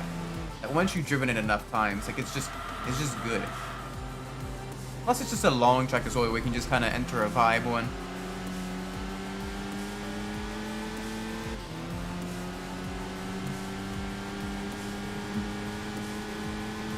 Nice, nice and smooth.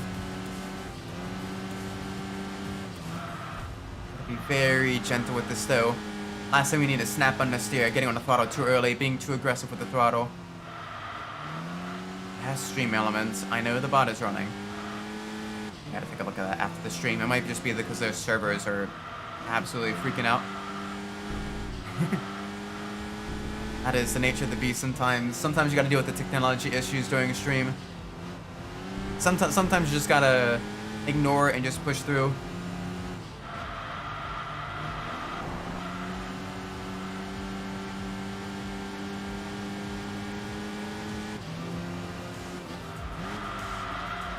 Ooh, gosh. Almost got just a little bit crossed up through there. There we go, that's a lot better. That is a lot better. Alright. Thankfully, we don't have too many vehicles behind us that are closing in. Although I imagine once we reach the two long high-speed sections, the AI will be right on our tail. It's gonna make it really, really difficult. Because the Golf doesn't have the best acceleration with top speed. It's got okay acceleration, but its top speed, I doubt will break much higher than the 140 barrier. At least in its current state of tune. Maybe when it's a bit higher level. But right now though, it is a bit more of a slower speed track car.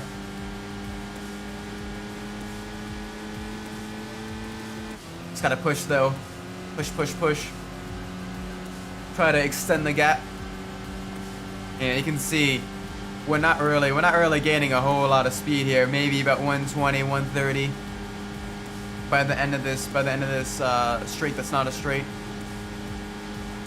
Yeah, 120. Oh gosh, there is 6 gears though, so I might be able to extract a little bit more speed out of it if I put it a bit more towards acceleration. Because that is literally an entire gear that we are not using. So that's something that we can adjust.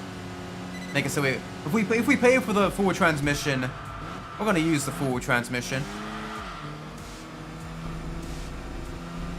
Yeah, but the acceleration isn't all that great either. It's basically just a canyon carver. So this next sector, we should be okay. We should be able to gain a little bit more time on the Jaguar through the twisties. But outside of that, it's gonna make it a little bit tricky.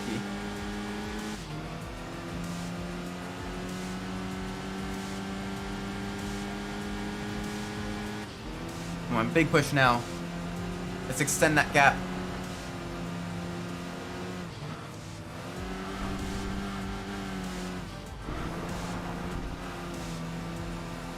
This thing, little 2-liter inline 4. It's only got about 200-ish horsepower, probably about 240-ish in the first stage of tune. Not a whole lot. So it's just gotta hope that the handling of the car really lets it shine.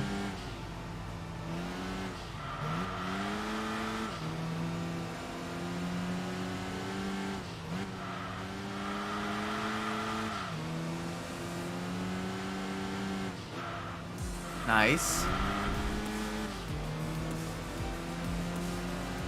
Nice and smooth.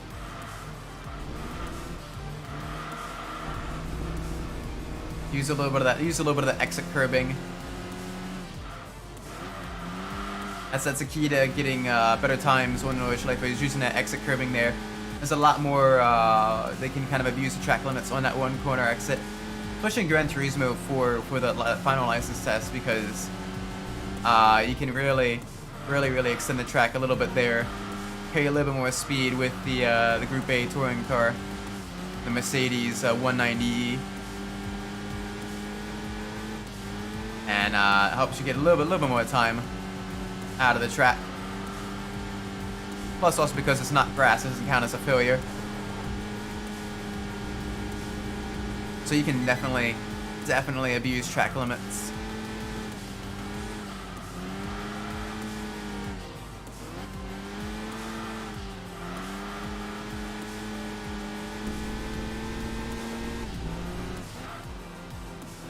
Nice and smooth through here. There we go. Use a little bit of that banking. Gotta blow my nose.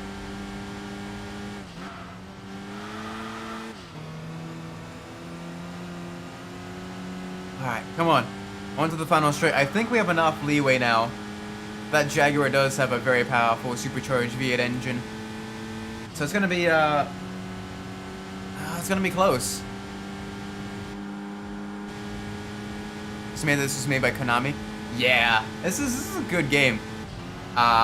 Very, very nice. It's just a shame that it kind of got kind of overshadowed by Gran Turismo 4, which released a little bit earlier. Because it's a really, really good game as well. Like, it is a very, very good game. But unfortunately, it never got out of Gran Turismo's shadow. And now it's just a cult classic as opposed to like an actual classic. Back when Konami was good? Yeah, I know. Back when Konami made more than just, you know, absolutely dreadful, you know, gacha games and everything. Back when Konami made actual games. How the mighty fell with Konami.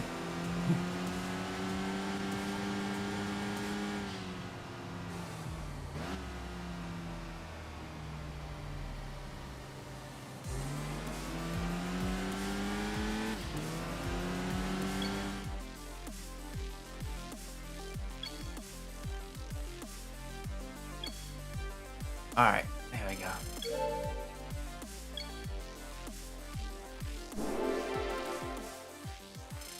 Yeah, so we get some extra grippy boys.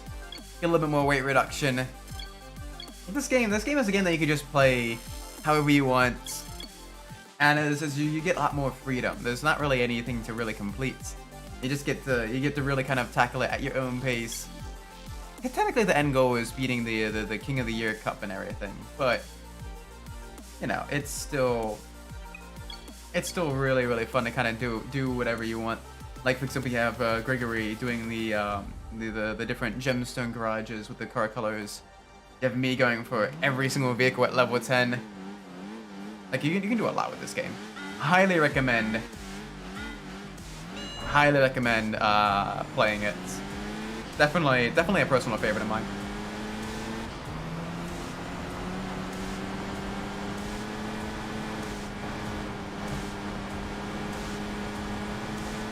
Oh yeah, the Golf does pretty well actually in the rally races in this game as well.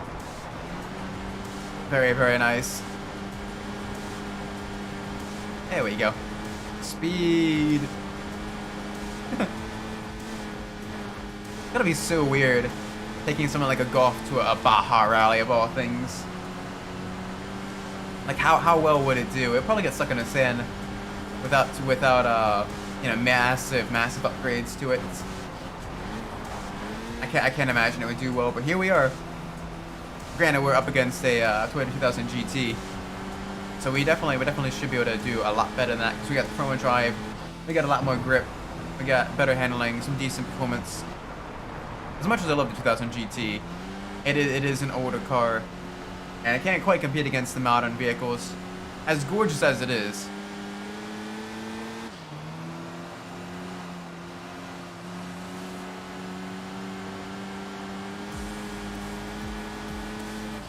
Nice, big push now through the long straightaway. Alright, Stream Elements is just being dumb.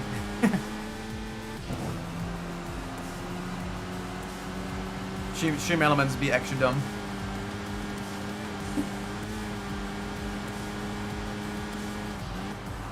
Alright, drinking game. Take a shot every time Stream Elements says the bot is running. We'll all have liver failure by the end of this stream. No, it's against YouTube TOS to be inebriated under the influence of body or mind altering substances while still on stream, so I'm not going to do that.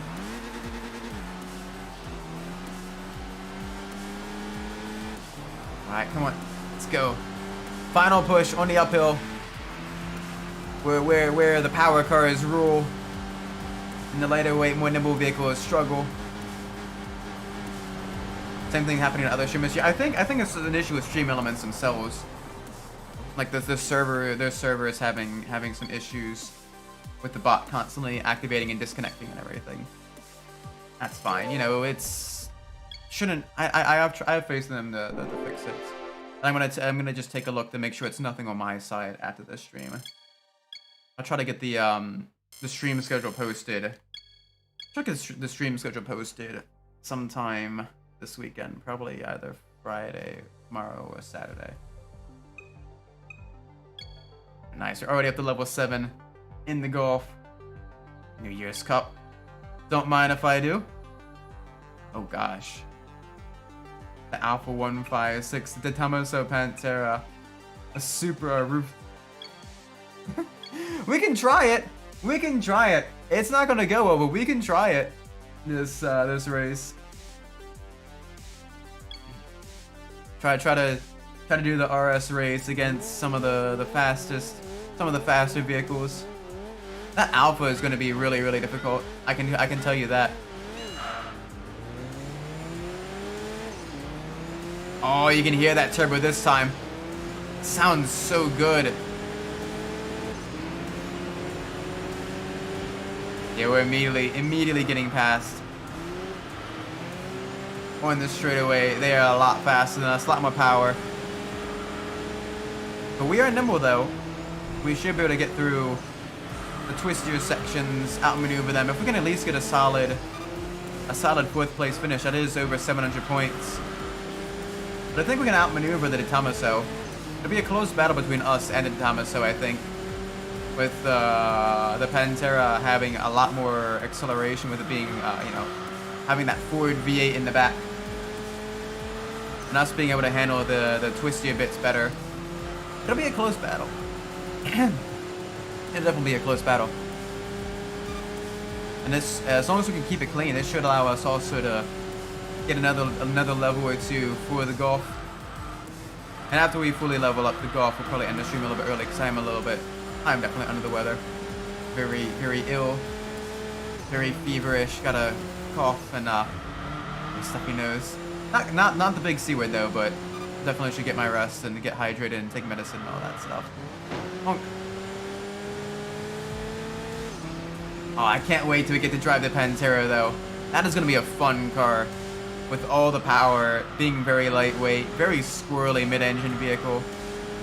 The Pantera is such an underrated Italian supercar. Really cool, especially the ones with the big, massive rear spoiler as well. The later 80s ones with the wide fender flares and all that. Oh my gosh, those look so good.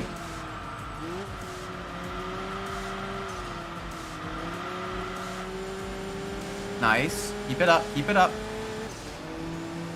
Good performance of the turns. Really pushing this thing to its limit. Ah, we can't get past the Pantera though because it's super defensive. On one of the few sections we're a lot faster than it. If we can get around it, we can then run the defensive one, the high speed sections, and then pull away on the slower speed sections. So I think we can definitely run faster lap times than it. Like we're gradually getting closer and closer each and every time. But yeah, on the straightaway it just murders us with speed. We gotta really kind of push the vehicle to get back up close.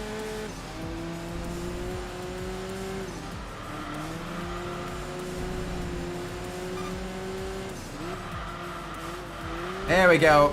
Different line through there. Can we make it stick? Oh, it's gonna be a close one. We'd have the inside line going to the sweeper though. Yes, there we go. Ooh, alright, it backed out a little bit, but it's gonna try to push through the on the straight. Closer and closer every lap though. Those two roofs are gonna probably lap all of us. by the end of this race. They're in a league of their own. Ooh! Made a mistake. Got a little bit crossed up there. I saw that wiggle. I saw that wiggle.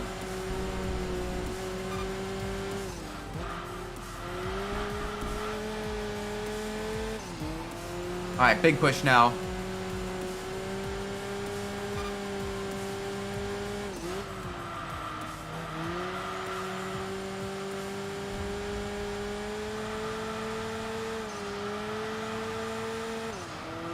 We got this. We got this.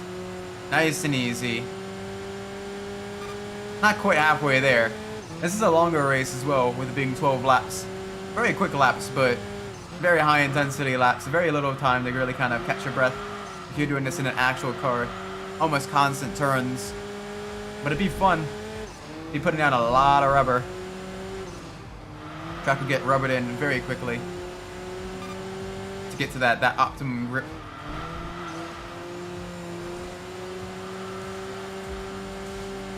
But let's keep pushing. Let's just extend the gap to the Pantera. Make it a German 1-2-3 on this race, on the New Year's Cup. Roof Volkswagen. Everyone else is just fighting for scraps. And you can see already, like the roofs, they are getting close to lapping the back markers. And the back markers aren't too far behind us. So I think there's a high chance that we may end up getting lapped by the roofs. I'm gonna try to make that not happen. There's not a whole lot of passing places for cars on this track. So maybe if they do get held up by the back markers, which granted they do have a power advantage, so they'll probably pass on the straights. A little bit of off-road, a little bit of an off-road excursion there.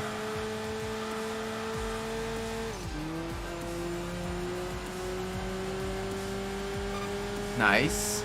Keep it going, keep it going. That Pantera is keeping pace with us though. About equal in lap times. It's a very close race.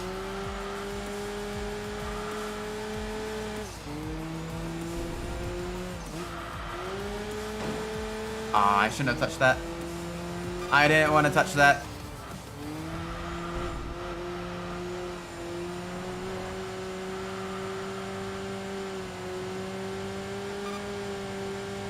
Yeah, the pace is slowing down because they're dealing with the back markers now. But they're not that far behind. They're only about 15 seconds behind us. Maybe less. So it won't be long until they are right up on our tail. And now they're only 13 seconds. They got four more laps to catch us and pass us. To lap the entire field. Absolutely dominant display by those two roofs.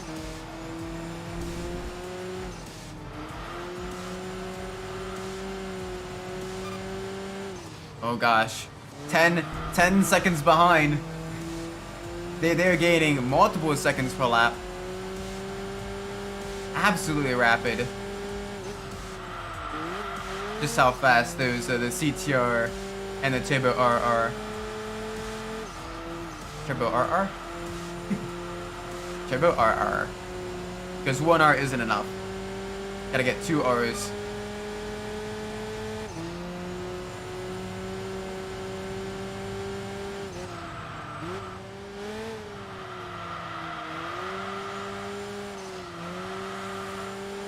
Better get rid of the sacrifice some Enthusia points to defend. Yeah, we gotta see if we can push hard enough to keep them behind. I don't want to be lapped. I don't want to be lapped. What's weird though is in regular racing, if you do get lapped, your race is just cut one lap short. But in this race, and both this and in like Gran Turismo, the races go on until you complete all the laps, not the lead car. So you could have someone continuously running the course and do like an extra like 2 or 3 laps in some endurance races if you're particularly slow. Oh my. Okay, bye. I didn't even have a chance. Wow. I didn't even have a chance there. Okay.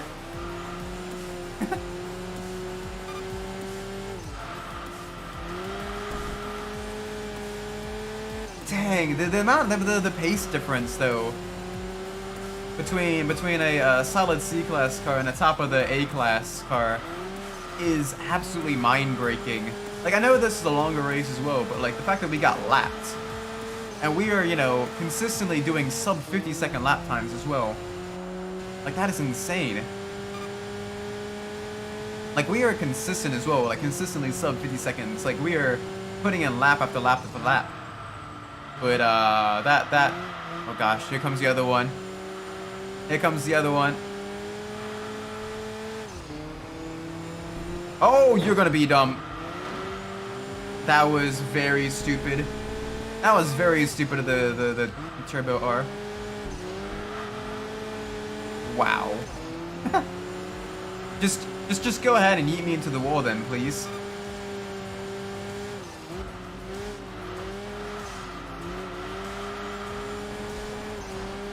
Alright, keep it nice and easy. Nice. There we go, let's finish strong. Not bad, not bad. Most laps were under 50 seconds. One of them was under 59 seconds as well. Really, really good laps there. Very good consistency.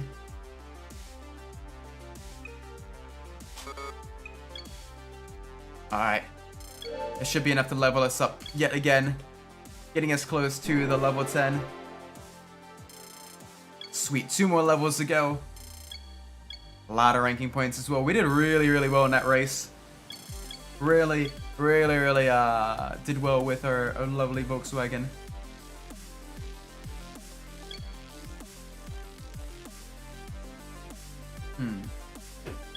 Another Iceman Cup.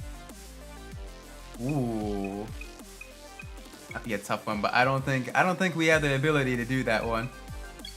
Do a race at low end steering maybe? We frequently do a race at low end steering. Let's see if there's any. No, okay, so the Volkswagen Cup doesn't have something that we're missing. Honestly, if we can't find some vehicles. Probably nothing in the front wheel drive race. Yeah, no, nothing there.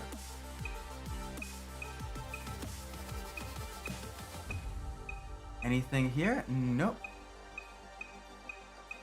Wow, okay. Cool. Alright, we're gonna do the German car race here then.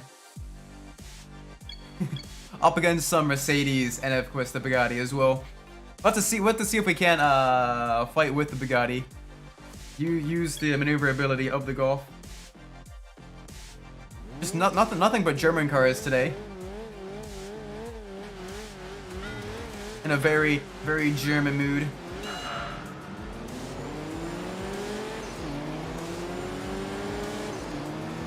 Yes. Oh gosh. Alright, a little bit of arging and barging through the turn. Because the Bugatti is kind of caught behind a whole bunch of vehicles. So that should give us a little bit of leeway, a little bit of time to push, get to the twisties, extend the gap. Nice, R32 Golf, defend like a lion. We're not gonna let some fake German car that's actually French beat us. Oh, but yeah, the Golf drives so much better once you level up. Like, oh my gosh, it feels really nimble. It's got some decent performance. Oh gosh. Alright. Great defense, everybody. You defended for half of a lap. Good job. we gotta really push now to maximize that lead that we have. Okay. Alright. Go. Already 2 seconds gained. Hopefully we can pull out a little bit of time through the twisty bits. There we go. Very smooth through there.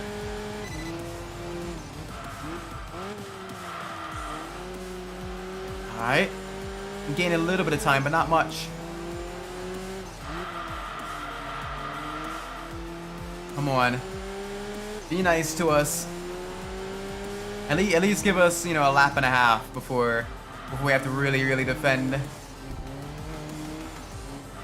Because once we have to get into like super defensive mode and we get onto a straight, it's all Jover. It is very Jover. We're looking good so far though. Probably be a little bit less than 2 seconds, probably about 1.8 seconds going into here. 1.7, I wasn't too far off. Alright, we should be able to gain a little bit of time through the sweepers here though. Probably extend it back out to about 2 seconds.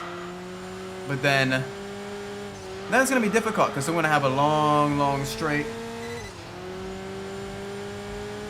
Yes, okay, back out over 2 seconds.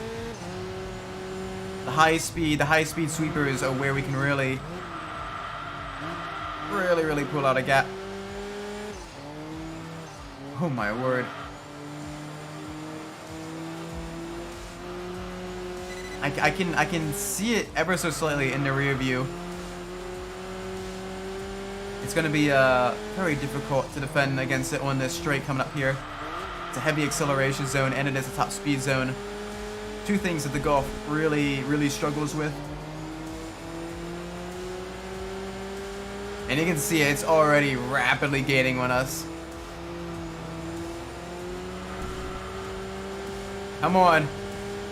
Big push now. You can hear it ever so slightly in the background as well. Less than a second.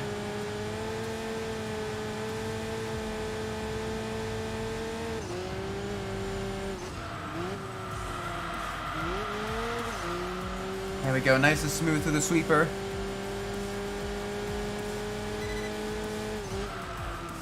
Gain a little bit of time there, but not by much. Oh, we gotta really push now.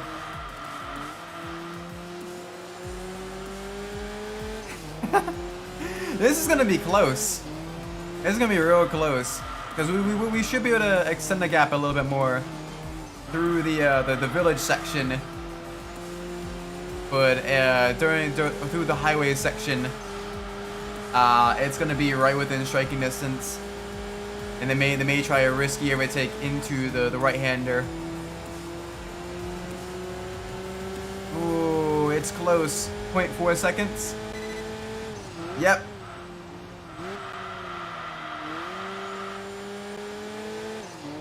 All right, come on. Light tap of the brakes, get it turned in. There we go. Alright, put out a little bit more of a gap, probably about 0.7. 1.2, okay, good. It's better than I hoped. That's better than I thought. Should be able to pull out even more time through here.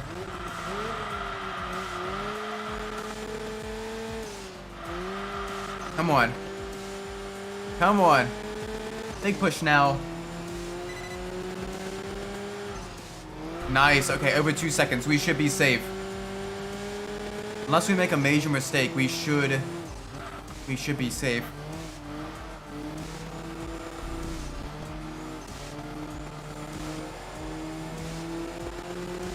Although it's going to be close. If they get a really good run out of this corner, if we get a bad run, it's going to be tough. You can hear them. You can hear the sound of their very powerful engine right behind us.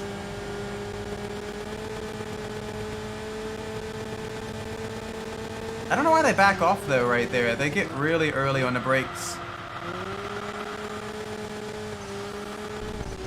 Ah, a little bit too wide. That would have been raced over in real life. Hitting a wall that hard. But you gotta always push the limits, getting as close as possible. Use up every last ounce of track.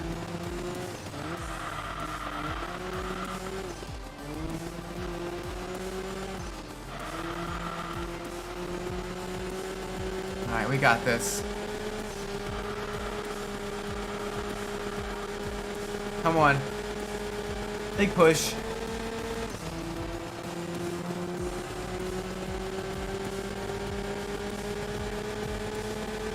Yes! New fastest lap as well. GG in that front. Good job, Isaac.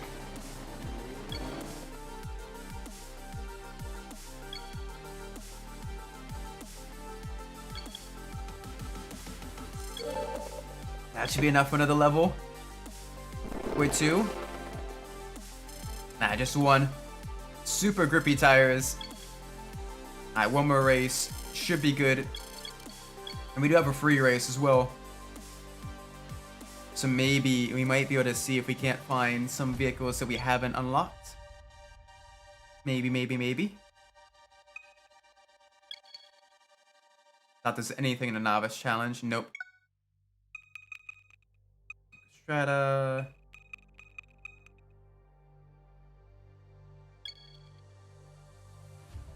Ooh. This would be a fun one. Front-wheel drive race on Route de la Seine. A different European city course. Definitely my least favorite course in the game. But it's a decent way to send off the vehicle.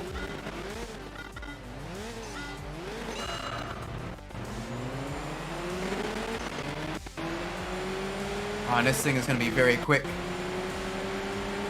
With the extra grippy tires. With the super lightweight body.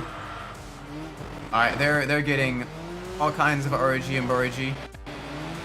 Running out way wide. You don't need to go that slow through the corner, Peugeot. Ah, pain. Go. Go. I gotta catch up to the Golf. I don't want to lose the other Golf.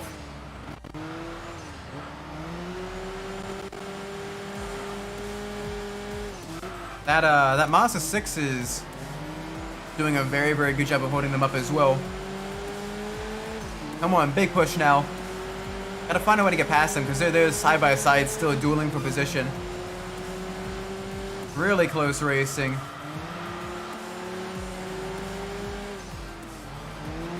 Oh, it's gonna make very difficult to overtake. Alright, we still got them to our inside. Gonna give them a little bit of space. There we go. Pretty narrow roads too. Yeah, this track definitely is not a fun track. Very narrow, not a lot of passing points.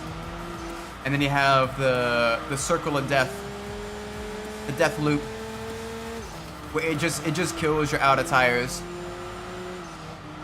And every single vehicle wants to like understeer like crazy on it. I like how we were side by side through the death loop as well.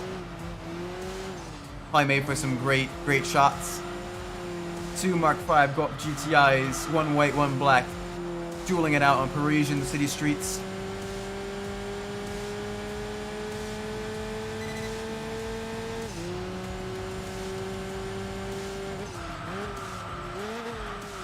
There we go. Want to extend this corner out as much as possible. Super late apex, as it does get narrow. But yeah, you can see why I don't usually like racing on this track all that much.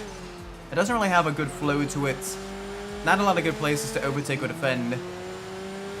It's basically, if you're first to the corner, you can basically hold off everyone for the most of the laps. But the start finish line is such a long and wide straight as well. You can't defend into the first corner. So it's very difficult to do well. Unless you're in a very high powered but slow in the corners car. Which there aren't that many in the game. Like maybe some of the SUVs or some of the high-powered sedans, but outside of that, like most of the rest of the game is more lighter weight, more momentum-based sports cars, or you know, compact cars or the lesser powered vehicles, or the like super high-end, high-performance vehicles like the Dower EB110 or the SLR McLaren or the Ford GT.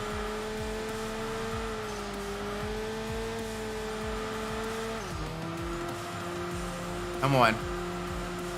Let's make this final lap a good one.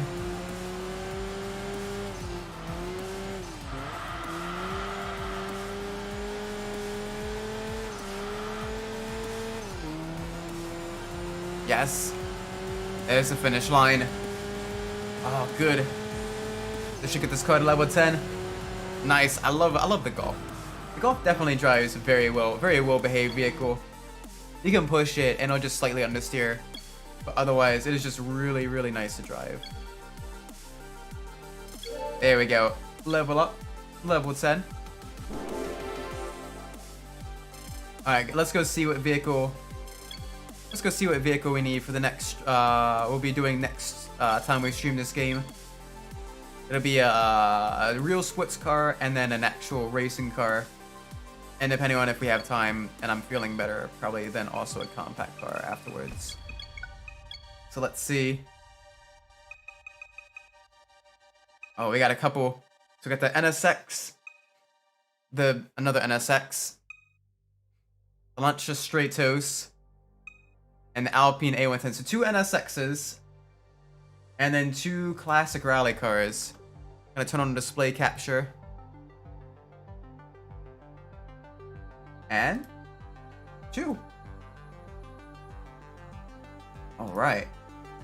So that is the NSX-R.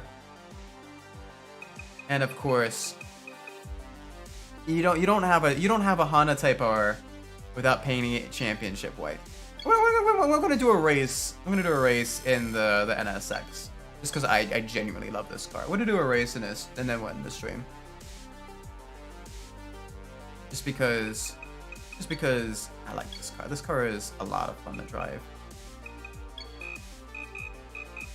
Ever so slightly.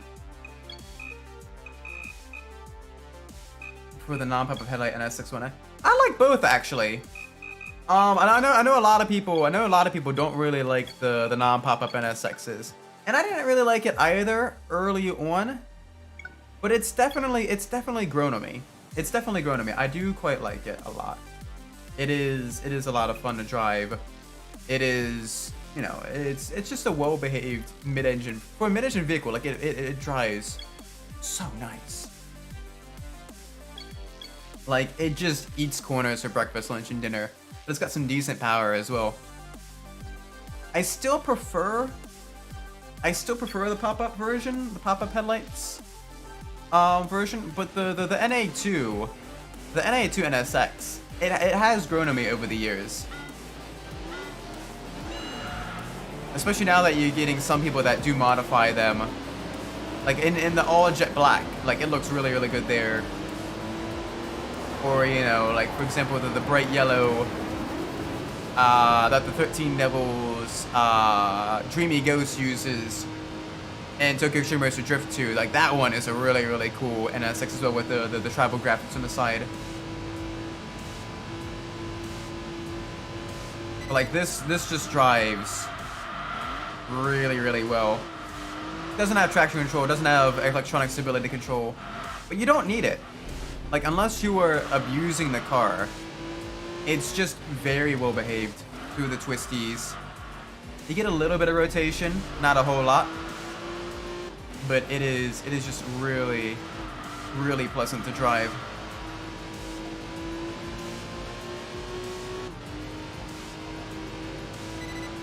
Under the bridge. Although it does not like it if you try to dip a wheel or two into the grass. As you saw there, it got just a little bit squirrely.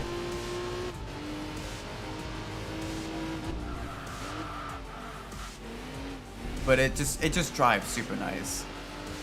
Plus also, there's in this game, there's a one make race event for the NSX Type R, where if you win it, you get an LMP race car, which is one of the few easier ways to get an LMP race car. The other way is trying to get the McLaren F1 and entering some really tough races that have the LMP cars and attempt to try to get some of them. And that is much more difficult, because LMP cars are leagues above the GT1 cars, which are faster than the Super GT cars, which are faster than the DTM cars. So it is very, you do have quite a bit of a performance differential there.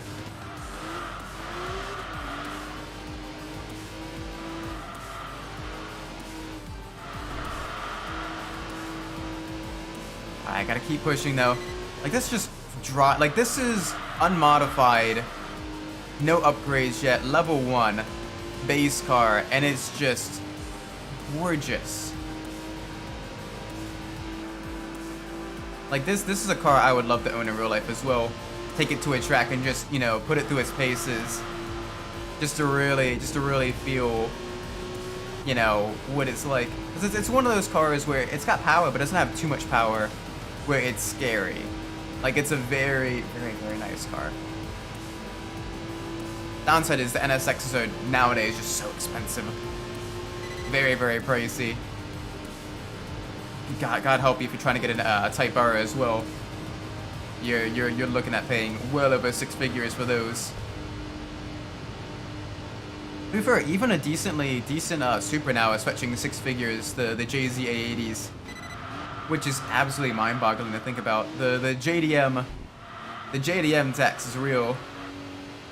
The Japanese cars now are really appreciating in value. Cars from our childhoods. It's not like look at the modern SX. Yeah, no, it's definitely polarizing. It is. Wait, the modern, like the new, like the 2015 to modern day one. It feels very different. Like, I've eventually come to accept that, yeah, it's an NSX, but it feels weird how different it is compared to the older ones. Like, it's much heavier, a lot more powerful. It's got the hybrid system and everything.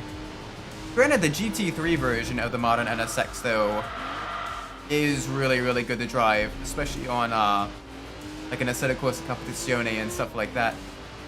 Wish there was a Honda made a GT4 car as well, of either the NSX or something like that, because the GT3 NSX is very nice. Very nice to drive.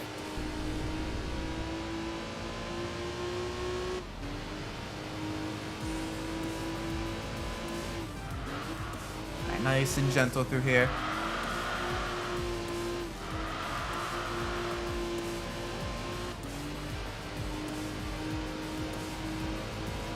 Alright, let's keep pushing. I want to see. Geez, we're already 30 seconds ahead. Like, this is definitely a vehicle that could easily take it to the two roofs on the Autumn Hill course easily. We'd probably be duking it out for position. This could easily do sub 45-second lap times there. With just as well behaved as it is, it just feels very nice to drive, which really kind of encourages you to push it all the way up to its limits. Whereas other vehicles in the A-Class range, they definitely feel a lot more unstable. Like the Vipers, like the TVR Tamaras, like the Caterhams.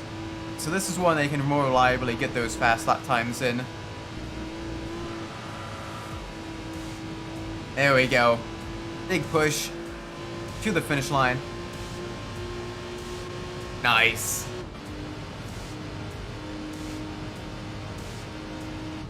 That was a great race. Should be enough for a first level up as well. A little bit of weight reduction. Yes.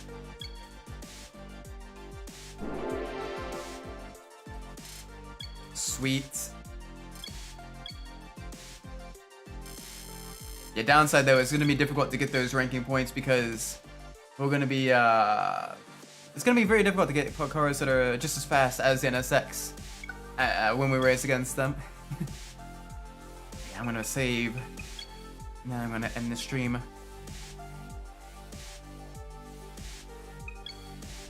That's a lot of fun though. Getting to drive some very nice vehicles. The Golf GTI, the CL55 AMG.